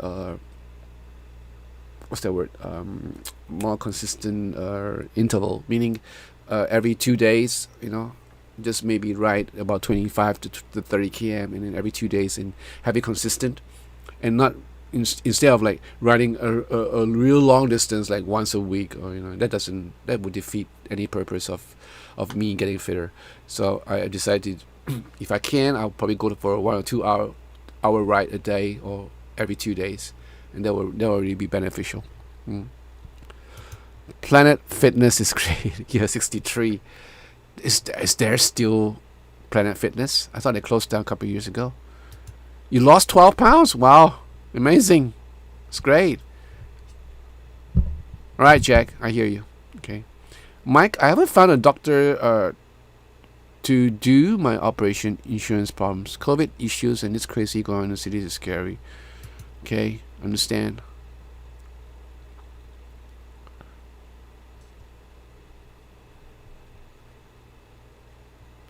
Doing great. Couldn't be better. My roof fixed. Everything is fine. Okay, cool. I'm glad to hear that.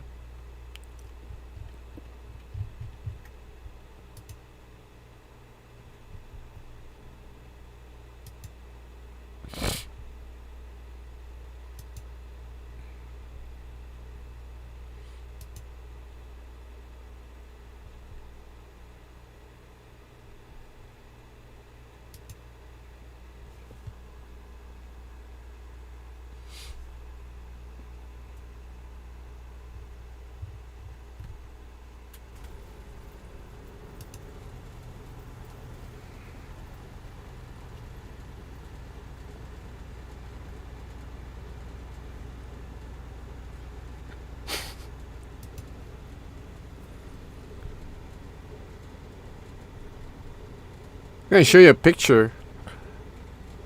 If you guys are part of my Facebook friend, or rather, like what you call that, the Facebook page, you'll probably see this. But I'm gonna I'll let you have a peek at this and see. You guys know who this guy is. This cute little guy.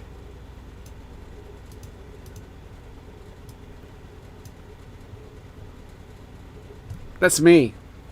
I guess I'm like, what, 3? 3 years old. And back then, Bonanza was like a big thing. All those Bonanza, and there's this one called the Rifleman with Chuck Connors. You remember Chuck Connors? And he always have a repeating rifle. I guess that is a Winchester that he uses. So I was a big fan.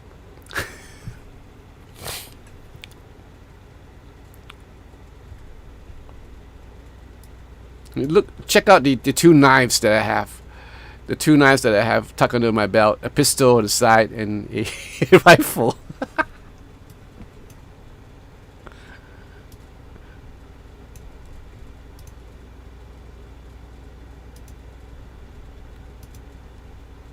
So like I said,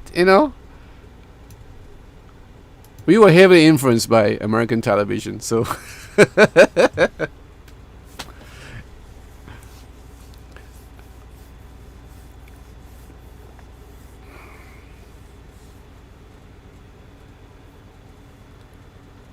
oh, you do. You guys have it made, because you can buy this, we call this the ones that they're not real rifles. What do you call that? PP gun? What a good gun? Where you shoot like peas and stuff like that.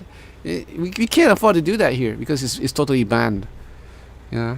And you have real guns as you when you grow up. You can always Fire real guns. Rifleman after school. I was a marksman in the army. Just seriously, no joke. I was a marksman in the army. So, yeah, I guess I learned to shoot pretty fast. Pretty young. Airsoft. No, not really airsoft. You know, those with the pallets and stuff like that. Yeah, you're right. Airsoft.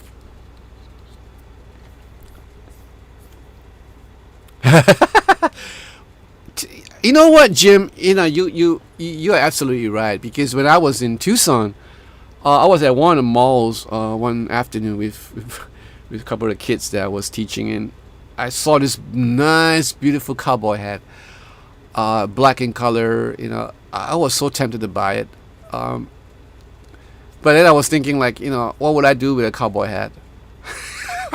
It probably block out the sun, but then because of the heat and the humidity in Singapore, I'll probably be sweating in the inside out.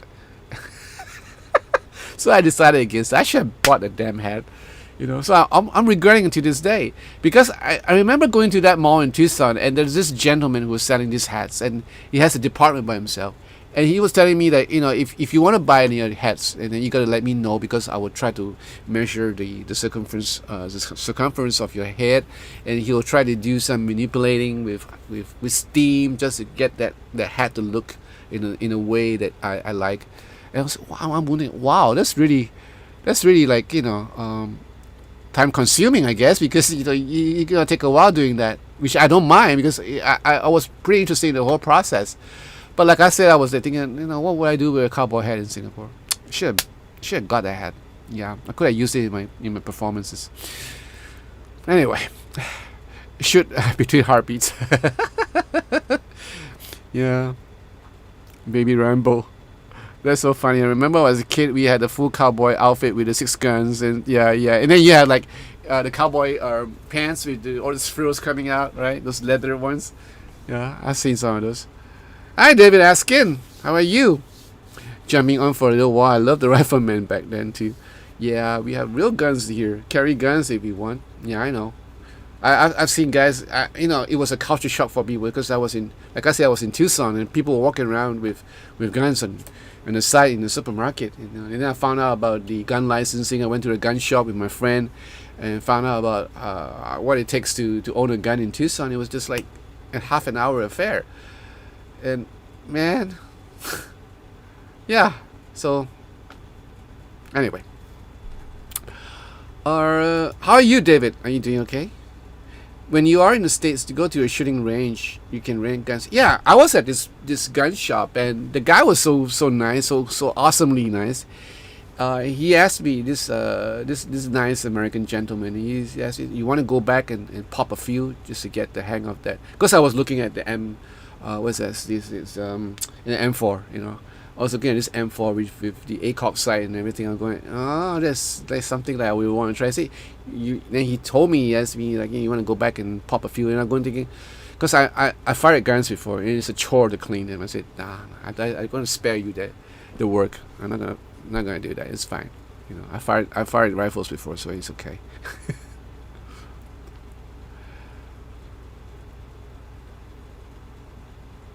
Yeah, not the guns, the license to own that gun. All right. Yes, David, I heard. Oh, we were talking about that earlier on, so I'm just trying to stay away from that as much as we can. You know.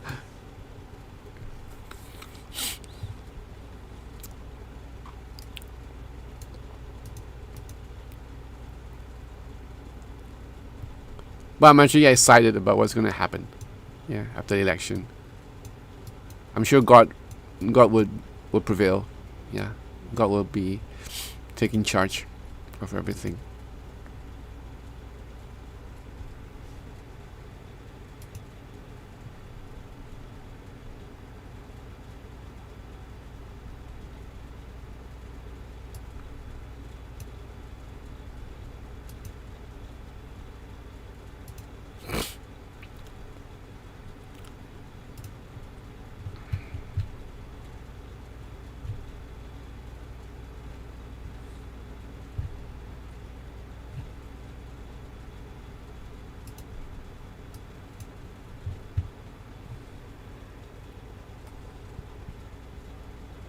No, I did not. I did not. You know who has it? My daughter. Yeah, my firstborn had a Hofner, a plastic looking Hofner look-alike. Yeah.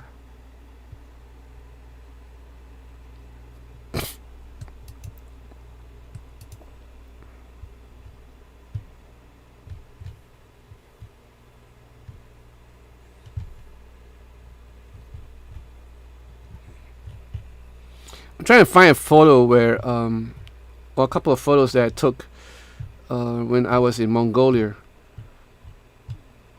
That's a couple of years back, and it was an eye opener for me because seeing the way that these people live in this heartland.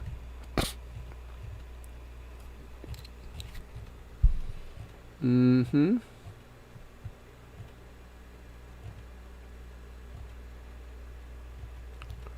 Can't find them. It's under a different folder, I guess.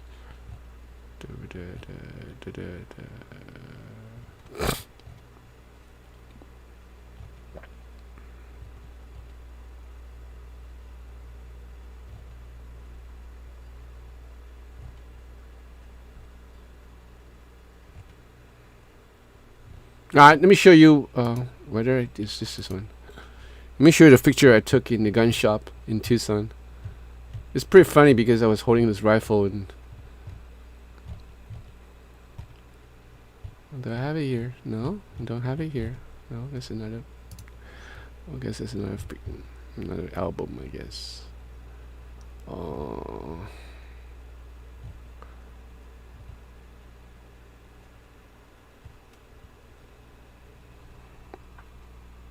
Seymour Duncan's, Jack? I'm sure loving them Seymour Duncan's 59. Oh, you got that. Cool. And the 59 cassette. Okay. Awesome. Hi, Ryan.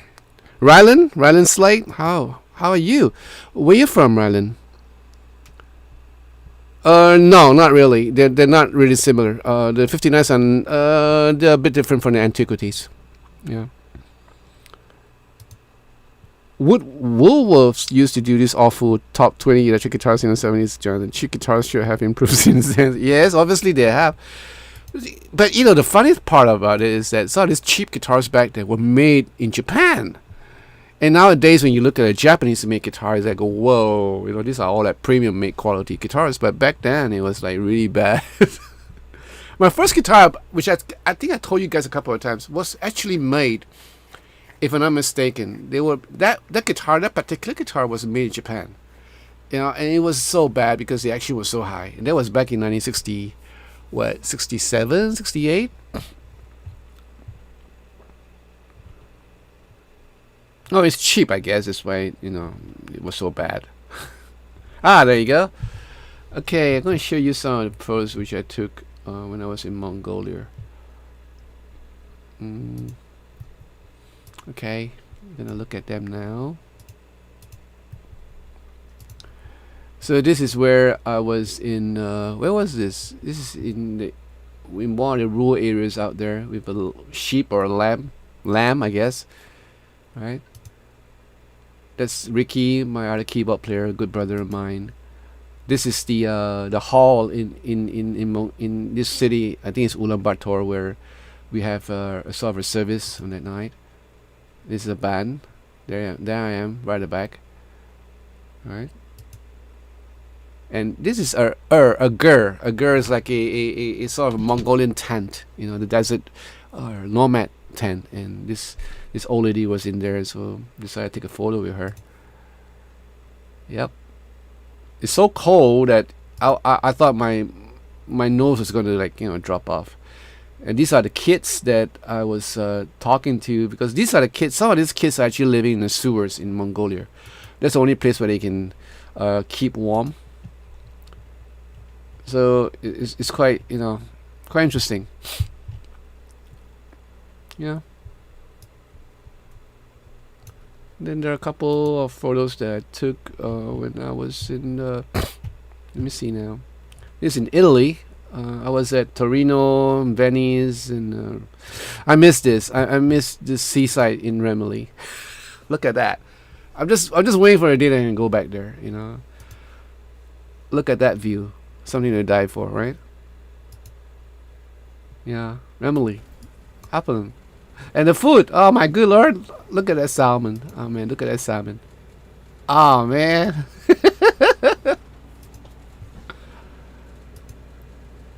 Pasta. Yeah. So Remily is really good because it's like a seaside town. So very interesting.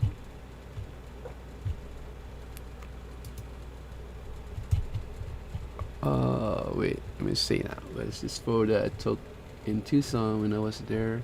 Was it this? I don't think it's this. Okay, it's not this, I guess. Not this one. This maybe the trip before that. Okay, you wanna look at me? Look at how I looked like when I was young.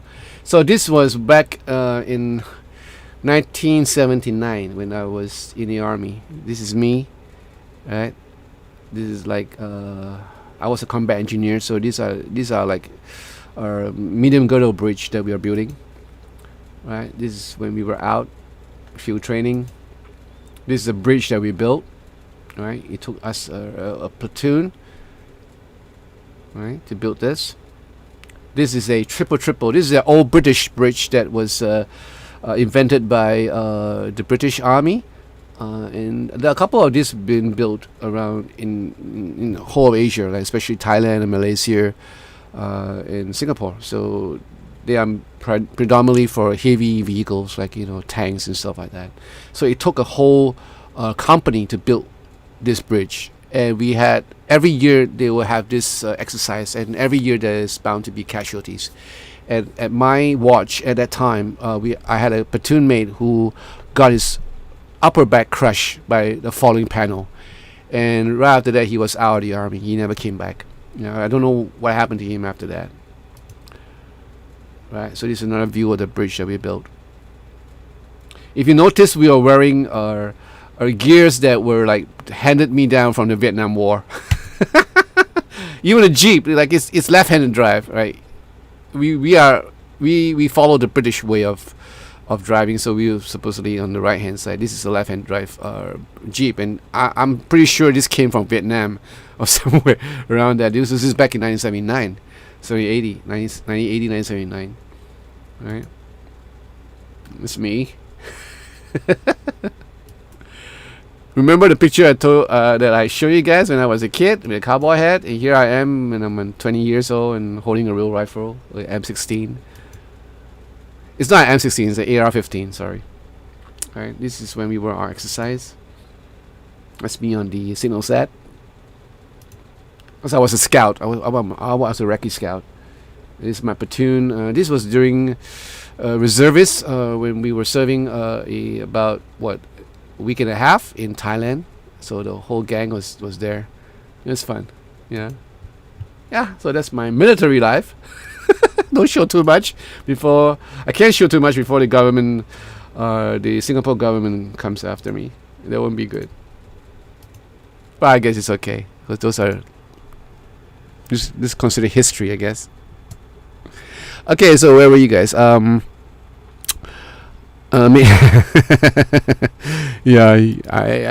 might be thinking of that. David, anybody purchased a set of new Martin liquid metal pins and tried them out on a guitar? Well, I did. I had the liquid metal on my D35. Hi, Rolly. Good night. How are you? Now you're hungry. Yeah, the pasta looked really good. When I was in Italy, everything looks good. We had that black squid pasta. It's everything is in black, and then when you start eating, your teeth will be covered with the ink. Those were so delicious. Oh man. When you guys are there, you should try it.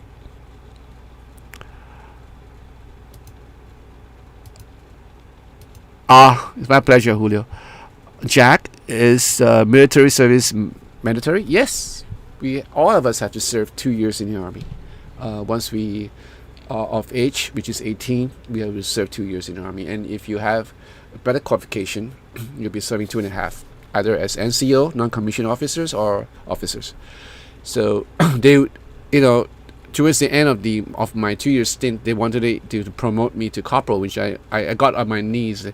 I got on my knees in front of my officer and was pleading. He said, "No, sir, I want to get out. I want to get out of the army. Don't promote me, please. I don't want to be a corporal. Just let me stay last corporal. I'm happy. Just come on. Oh, have mercy."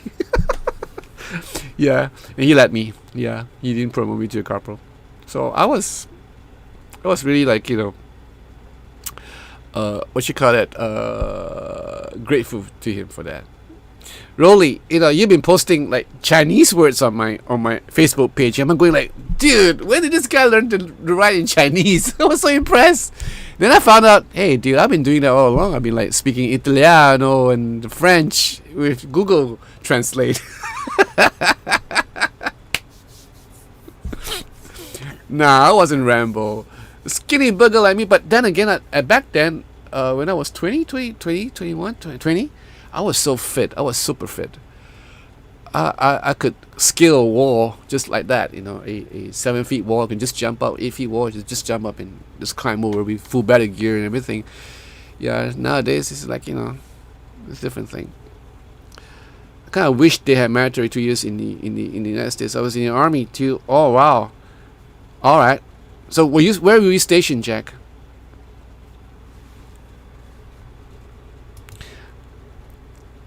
I'm going to tell you why I think that being in the military in the United States is a heck more dangerous than being in the military service in Singapore, because we don't go to war. If you guys were drafted, like back then in the Vietnam War, people were escaping the draft because they know they could die. Then again, the whole subject of patriotism and doing what your bit for the country will come into contention. But being in the military in America is quite a risky affair, because you could be sent to Afghanistan, you could be sent to places of conflict where you might get injured. In Singapore, no, there's no way. We wouldn't get injured unless a freak accident happened, which it does happen every now and then. I remember back in my time, we had training in Taiwan too. We had troops training in Taiwan as well as in Australia, and there will be accidents that happen, and those are horror stories. Like entire platoons were wiped out because a 3-tonner truck ran up the road in the cliff in the mountainside of Taiwan, or a section of soldiers would get wiped out because they were at a shooting area where they were doing their artillery presentation. So there's a whole lot of weird stories. Even in my camp, we have like stories of people, soldiers who couldn't handle it and committing suicide, hang themselves. And as all army camps in Singapore, I guess, I don't know about the American army camps, we will have ghost stories of how these spirits will appear in the middle of the night and stuff like that. So it's basically based on superstitions. So Jack, you were at the States, Colorado, San Antonio, South Carolina, then home as reservist in New Haven, Connecticut. I moved to San Francisco after my time was up in 2010. Cool. All right. So I'm glad you didn't go out. You stayed here. Yeah. Anyway, I just thought I'd share. I just thought it was so amusing to share a little bit of what we went through back in the days.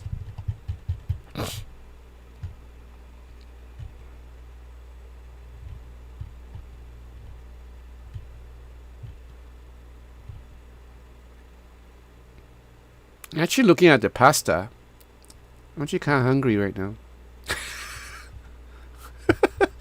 This pasta really good, huh? Yeah, and I remember vividly, they were delicious. They were really good. They were even better than the ones that I ate in Rome itself, especially in Rimini. They had really good seafood pasta there. Really awesome. What is this one? Nope. Not this one.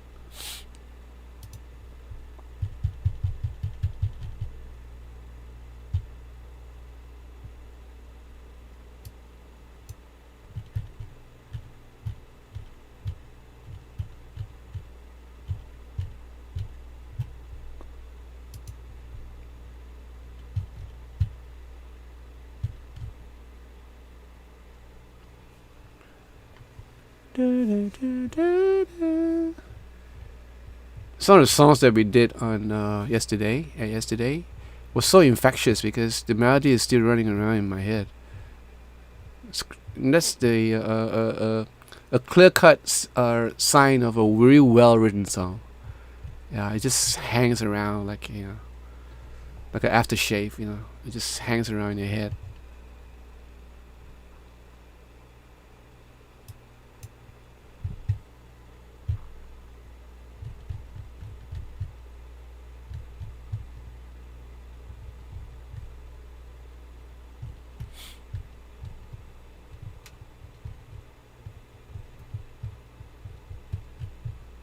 Hmm.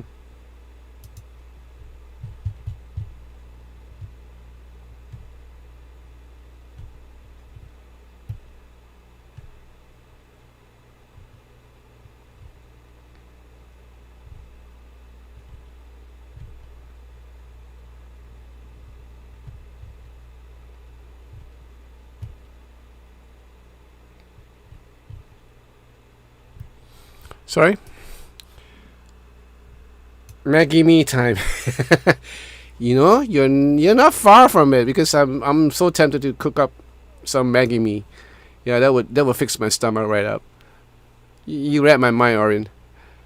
David asking, just thinking about buying those bridge pins. Do you think they're worth it? Or you know what, Askin? Mr. Askin, David, I think they are. There are a whole lot of different thoughts about it. Some of them will say this it just costs too much to make any drastic difference. For me, it does make a difference. I did a comparison video about this, so you might want to check it out. Right. For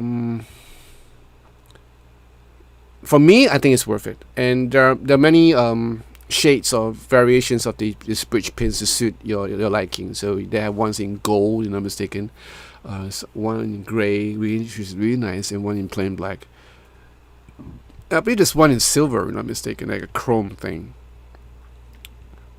Jack has it on a few guitars, and I like them very much, but they're not the Martin's branded one. Yeah.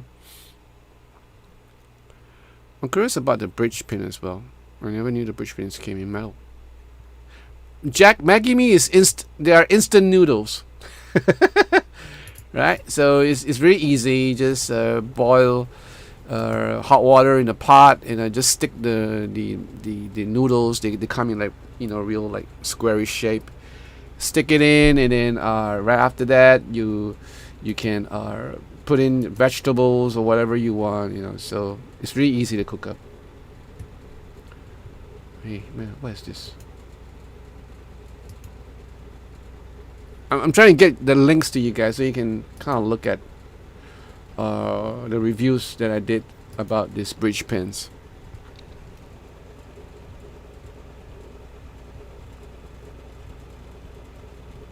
Give me a second. Almost there. There we go. Got it.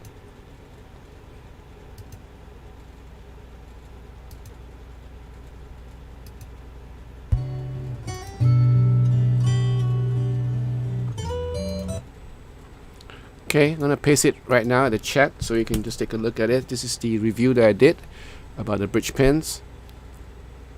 Orion's Breakfast of the Champions. Actually they're not really good for you. The Maggie Me has a lot of MSG, so they're not really healthy, but they're not that bad too. So I usually take this Maggie Me with eggs and some vegetables.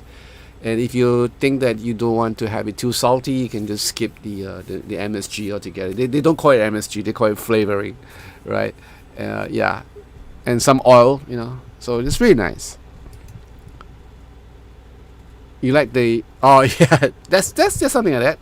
Yeah, correct. Almost like it. Almost like it.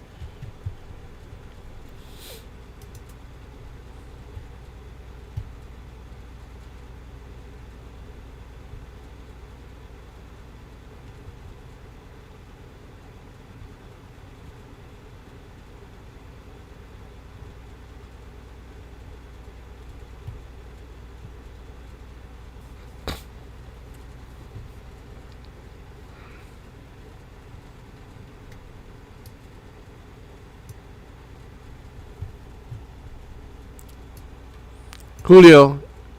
Oh, thank you, thank you. Everything, you're right. Everything tastes good with FSG. Yeah, David, take a look, take a gander, and if you think it's okay, because a lot of people is saying like it doesn't really matter that it costs a whole bomb, that it doesn't justify the cost. But I thought it was okay because if I had the money to buy a March guitar, why not? Because it does have a difference in volume as well as in tone.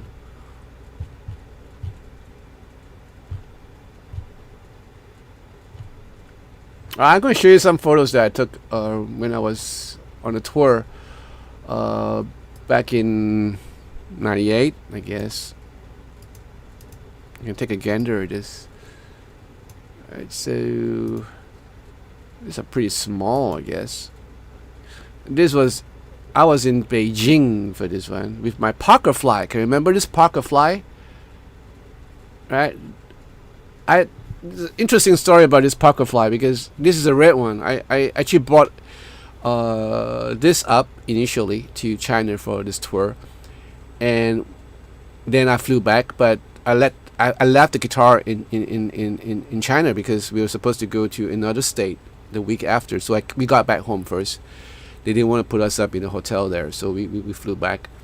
And when I was home, I got a call from them, and they're saying like, "I'm sorry, but your guitar was involved in a sort of an accident because some speaker or cabinets fell on top of your guitar case, and I believe your guitar case has been damaged." So we opened up the case and we saw the guitar, the pickups was damaged and all that. And I said, "Go, wow, what happened?" But the good thing is that we were insured, so they told us, "Okay, you know what, you should just go and get another guitar and we'll pay for it." So I went and bought the same guitar but in another color, in blue, and brought a guitar to Beijing. When I was there, I took a look at the red guitar because they handed me the guitar. It says, "Look, it's damaged, So I thought we'd give it back to you so you can see what you can do." So I looked at it. Actually, it wasn't really badly damaged. The case was wiped out because apparently something heavy hit the top of the case, and I found out that the pickups were sunken in just a little bit, but it's easily rectifiable with a Phillips screwdriver, and it pops right back again. So I had another guitar for free. So that's the story about this guitar, and that's another shot of that guitar. You might want to take a look at the stuff that I was using. This is a rack that I was using, so maybe there's another close-up of what I was using. This is back in '98 in my studio at home. This is on stage with this diva called May. Great girl. She's such a good artist. She sings in pitch everywhere we go, and we will hold like 3 hours concerts.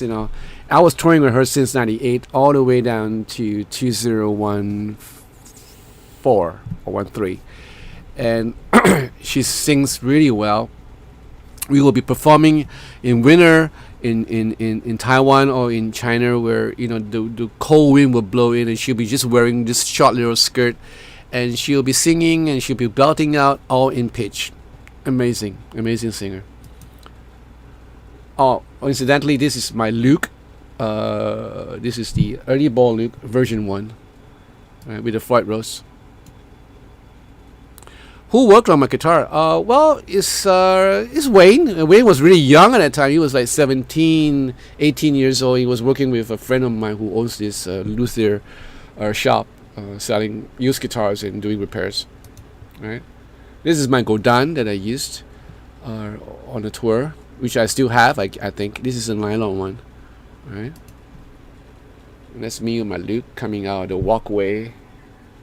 This is in a stadium where this is a G&L bass that my brother Andy Pearson is playing. So he's from Malaysia, really good bassist, and this G&L bass is his favorite.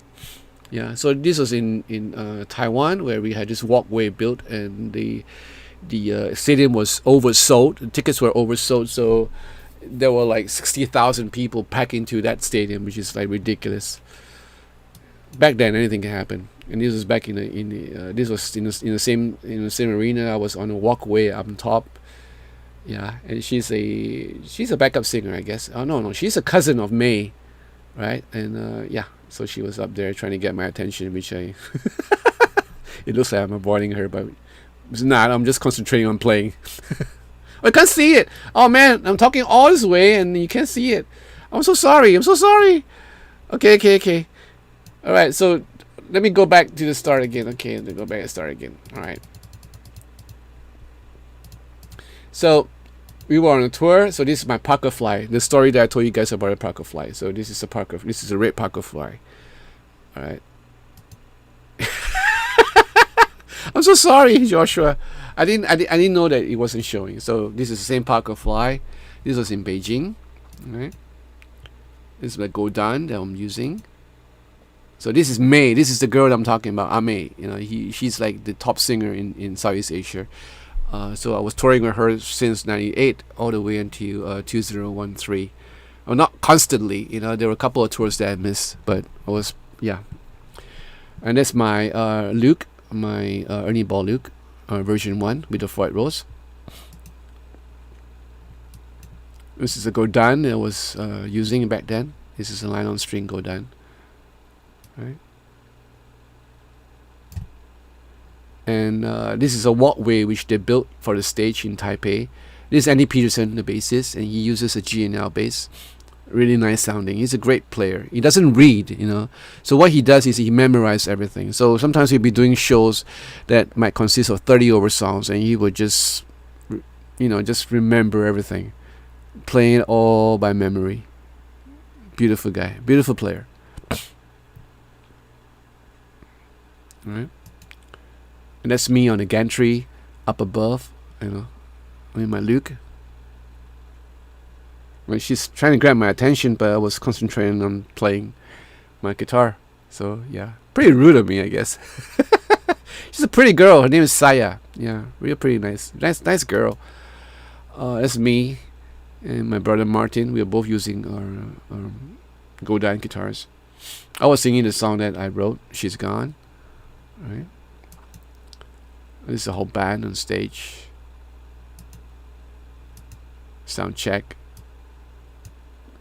Alright, so this is where you can see my Luke. This is a Luke 1.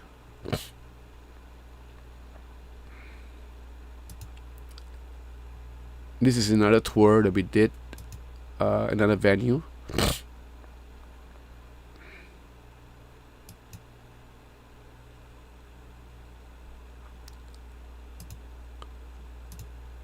Okay, so these are the guitars that I use on tour. You can probably see some of the stuff here. I was using a JC chorus back then. Yeah, that's a nylon electric Godan. This is a JC 120. And this is a Parker, which I use as a spare. The main guitar was still the Luke 1 with the white rose. And this is the Godan nylon that I uses. So the Parker Fly was just a spare guitar. And here is the rack system that I use. So if you can see properly, you have a Boss chorus thing in here. And this is a multi-effects from Boss, from Roland. I forgot the model. It's a half rack thing. And it's really useful. So I was using this predominantly, and I had it hooked up to a foot switch right down here, So, and this bottom one is just a Ibanez, if I'm not mistaken, an Ibanez or a Roland dual delay unit. That's all I use. That's all. That was all I was using. It's Gary Gideon. He's one of the best drummer. In fact, he can be considered one of the best studio drummer in Malaysia. Really great looking, great guy. He's a great drummer.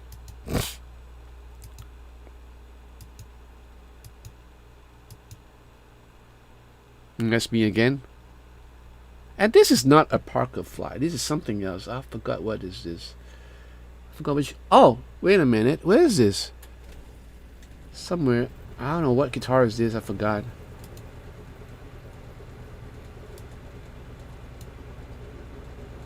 This was a walkway, the same walkway that I was running down with Andy Peterson in the earlier picture. And this is where I did a slide. And people will go crazy when I do that because nobody ever does that in a concert in Taiwan back then. So it was pretty funny.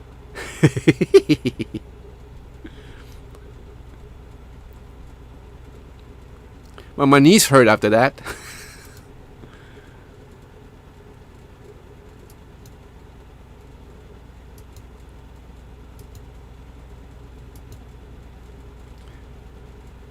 This is a line on Godan, Parker Fly, and I played a mandolin on the Knicks tour. I did certain parts that I did mandolin, I forgot. And these are the foot switches that I use, the FSSL foot switches which I used to trigger off some of the stuff that I had in my rack. It's Jimmy again. He's so much younger back then. Jimmy Lee, the drummer. This rehearsal was done in a studio which I co-owned back in the days. Nice studio. I miss the studio so much because we had like really nice looking, really nice gear, and we have a DW drum set, which I really love, absolutely love. That's me again. Oh, those are big venues, all right. Those are mostly in Taiwan, and I was working on this guitar because something happened. I needed to change. And can you notice this pack of cigarettes right here? I was an avid smoker then. I was smoking 2.5 packs a day, which is like crazy, right? So thank God I quit 2 years later. So this is another tour. This is 97, which I did with my brother Eric, who is right here in the center. This is Eric. So these are the people from EMI. If you guys remember the recording label EMI, these are the guys from EMI Taiwan, right? This is Iskandar, my brother, my late brother Iskandar, really nice guy. And that's beside him is Sharta here, one of the top session guitar player as well as an engineer in Singapore. This is Jeff Marr, a really famous songwriter in Taiwan who left us too soon a couple of years ago. All right.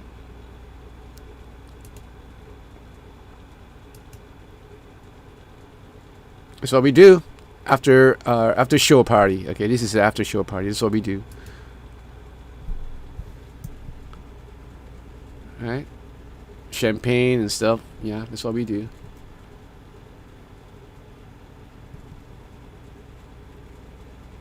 Yeah, I gotta kiss a pretty girl. She's a good friend. Yeah. It's in the airport in where is this? This is in Taipei, right? This is my friend, another guitarist called Walid. He's Malay. He's based in Singapore. This is in Hard Rock Cafe. Okay, this is Hard Rock Cafe in Beijing. Can you beat that? So the whole band was there. Jimmy was there with us. Had a good time. It was snowing, I remember.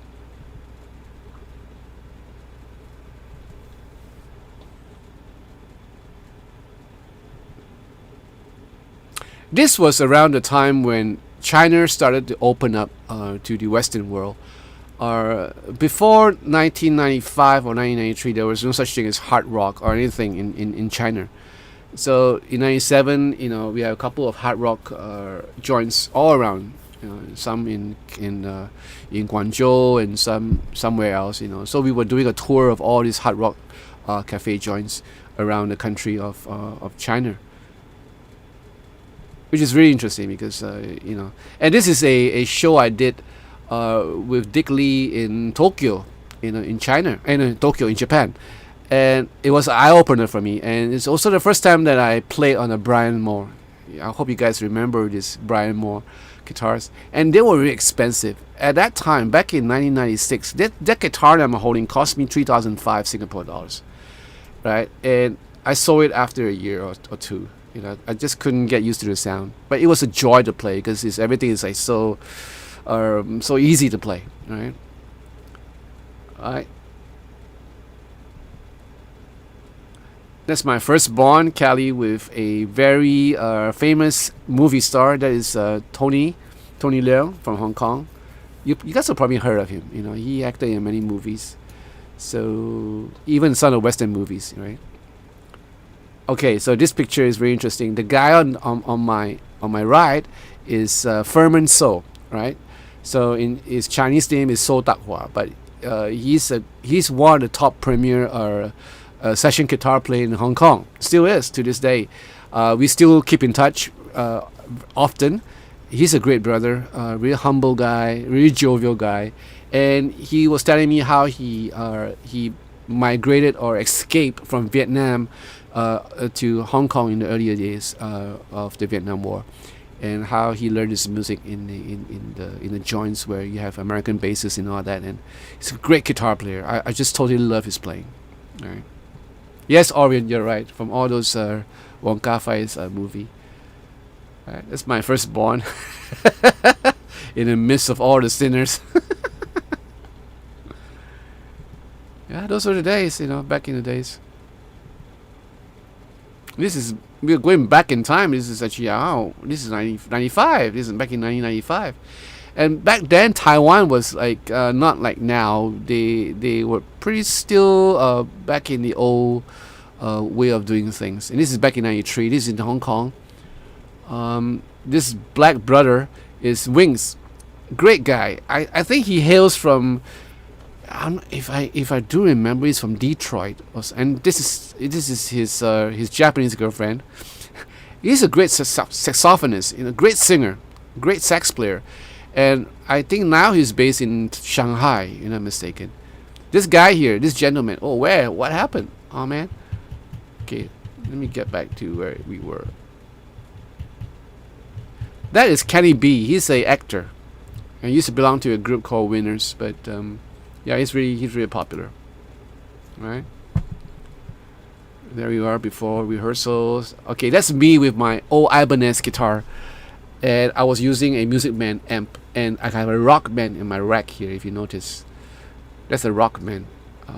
There, and the old, what you call it? This is a Roland or Ibanez dual delay. So I was using this Ibanez guitar. So I was talking about Ibanez guitar back some of the live streams earlier on, that I used to own Ibanez guitar. So this is a proof. In fact, I own a couple of Ibanez guitars. I was in Berkeley in '92. We went over there to visit a friend of ours because we did a show in San Francisco. So we kind of head on down to Berkeley to visit someone. It's in Boston. This is in one of the Chinese restaurants, with one of the worst Chinese food I ever tasted. Right. This is back 93, I guess. Yeah.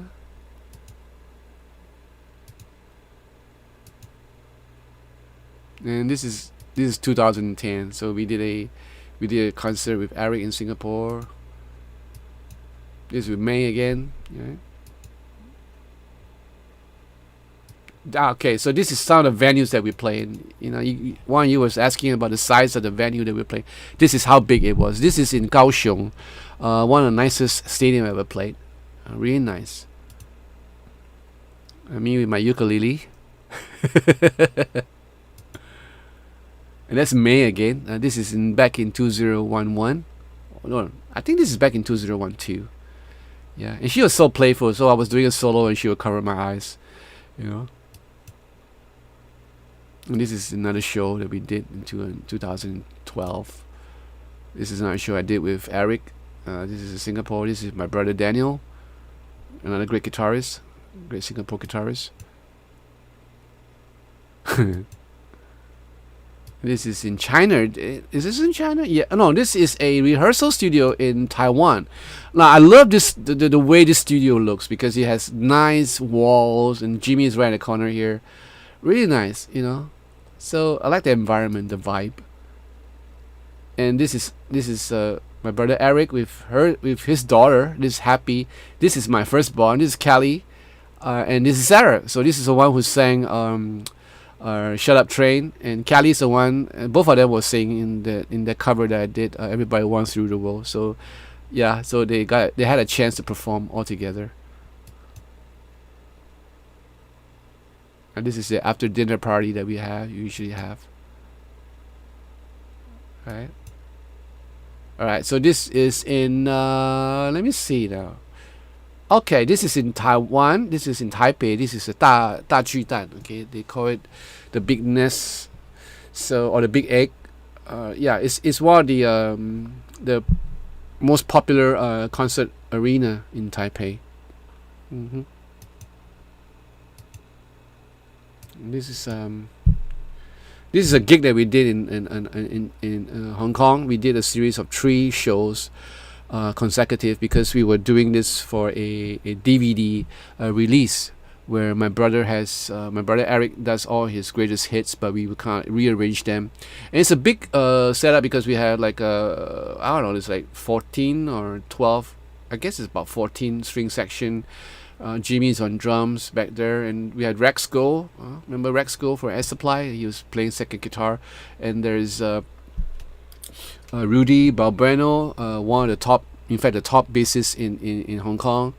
This is in Hong Kong, by the way. And then backup vocals, and everything was recorded digitally. It was supposed to release on Blu-ray. It's the whole get up. This is a rehearsal for a show that we did in China, Foshan. This is how we pack, right? And this is the venue that we were playing, Guangzhou. This is with another tour that I did with a singer called Jeff Chang. His shows were all held in really big arenas, and this is the Luke 2, I guess. Yeah, this is the current Luke that I own. Right, and I was using my X3, my Line 6 X3 right here. And this is with me and my brother Rex Go. Right, we were rehearsing for a show that we were doing in Singapore for Eric.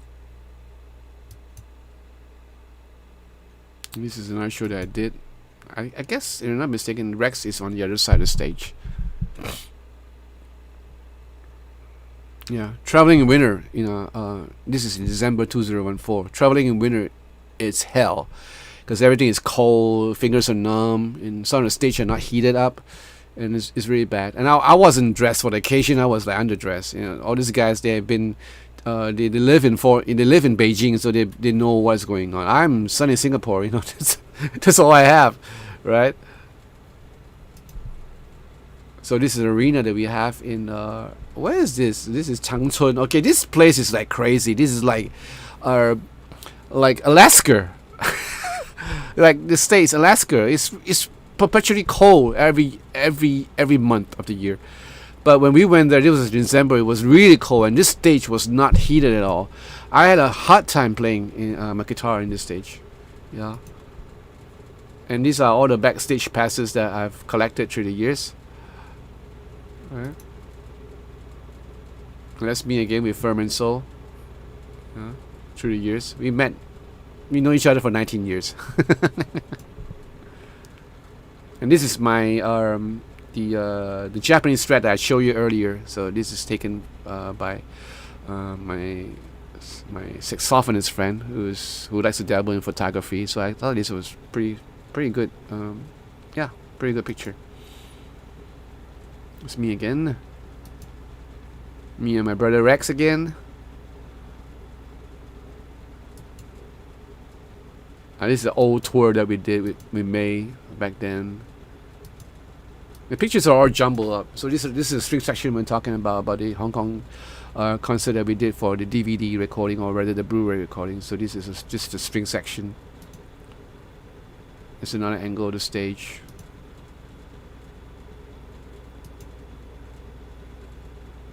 Here's Jeff Chang again, 2015, I guess. So this, if you look at the previous photo which I showed you, where I was using a rack system and all that, and even an amp, I forgo all that in favor of just the X3, the Line 6 X3, which later was upgraded to the Helix, and that's all I used, just the pedal board and the guitar, and I got on by, all right. He's doing a rehearsal in Taiwan, 2005. This is Jeff, another good brother of mine who resides in Taipei. Great guitar player. He graduated from GIT, Los Angeles. or rather, MI, not GIT, MI.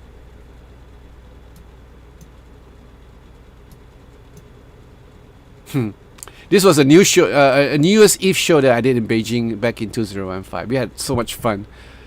Yeah, it's crazy.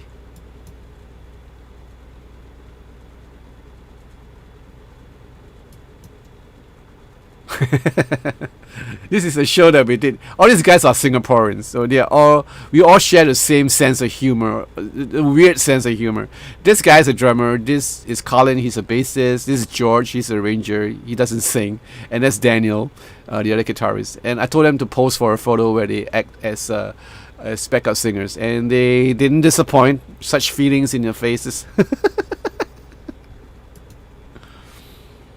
Right, and this is the whole band. We had great fun. And this is the arena. This was held in Shanghai, and this is one of the largest arenas that's available at that time. And this guy, the artist, is Wallace Chow. So he's like an actor, but super popular because he had a television series going on, and he was so popular, and the show was just sold out. Yeah, completely sold out, and they had budget for this show because the crew, the ones who are working on stage, the sound crew, everyone, they're all Japanese. They came from Japan. They were imported from Japan. Incredible. This is another show that I did with Jeff. This is in 2016, right? The arenas are all really big, as you can see. I think I was doing a solo, I guess. That's another shot, that angle. The stage itself is really big, but for him, we don't get to, go out of our allotted space because it's not that kind of show. It's a Chinese show, so the emphasis will be always on the singer. He's very different from my brother Eric, where we feature, or even with May. Where we feature the band members. There are certain shows where they don't want the band members to take away any focus from the singer. So, I'm sure there are gigs like that in the stateside where the artists themselves do not want to be robbed, of any attention from the band members, especially guitarists. This is a small little gig that I did in Singapore. It's just a 4-piece band. I love this gig so much because it was so intimate and very simple. Just great music making. And that's me with my GS Mini, and I guess this is my Richie Sombara Strat, made in Mexico, with the Luke pickups, the EMG pickups. It's a show I did in Macau, if I'm not mistaken, in one of the casinos. And this guy is Terry Lin. He's supposedly one of the better singers in Taiwan. So he invited me up for a show in China because this was a televised show which is really extremely popular. And I was asked to go up. So they pay me. I was just up there for a song and that's it. But they pay me the fee for a whole concert, which I normally would get, plus all expenses paid for anything that I need in a hotel. So it was great. Once in a while, it's a joy to be treated with such courtesy and respect from your fellow musicians. So it was great. That's him again. Nice guy. He got a wonderful manager, who took care of his every needs. A nice guy. And that's Baby. So he was the music director. He was the one who requested for me, actually. So here we are. This is a rehearsal that we did in another studio in Singapore. So I kind of like this studio too. This is a real nice. In fact, this is cloudy on 26 okay. Not talking to you. So this is like a rehearsal, not a rehearsal studio. It's actually a recording studio. I'm not sure I understand. All right, Mike. You take care. I'm going to sleep too. I'm just going to run through this and I'm going to call it at night too. Thanks for dropping by, Mike. You take care. All right, this is on stage with brother Eric. That's me with my Fender Strat again. This is after the show, after the last encore. This is in Beijing, if I'm not mistaken. Yeah. And that's it. Yeah, so I hope you enjoy our some of the stuff that I'm showing you because unless you're a Facebook friend of mine, you probably wouldn't get to see all these pictures, and I normally don't share them around. So I hope you enjoy all this. Oh, thank you, David, for the coffee. Thank you so much.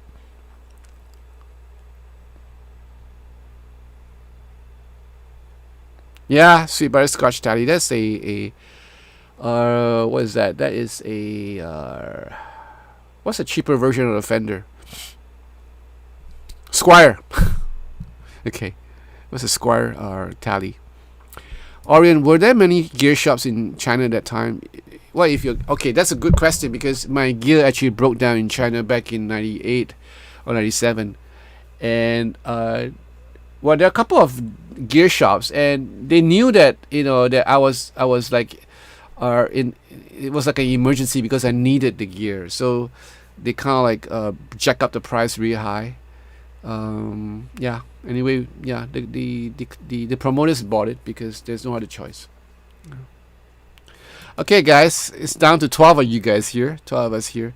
So thank you for spending the time with us or with me, because kind of miss you all, and I'm glad that Ian show up and Jack show up, the two Jacks, and Alan and all that.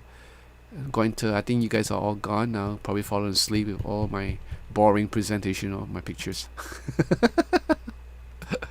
Alright, so you guys take care. I'm gonna leave now. It's 3:30. I'm like, wow, over my allotted time. Alright, Julio, you take care. God bless you and stay safe. Right, you guys stay safe. Be good. Don't do things I wouldn't do. Bye, Joshua, if you're around. Who else was around? Just David Askin. Are you still around? Alright, Alan, you take care. Take care, brother.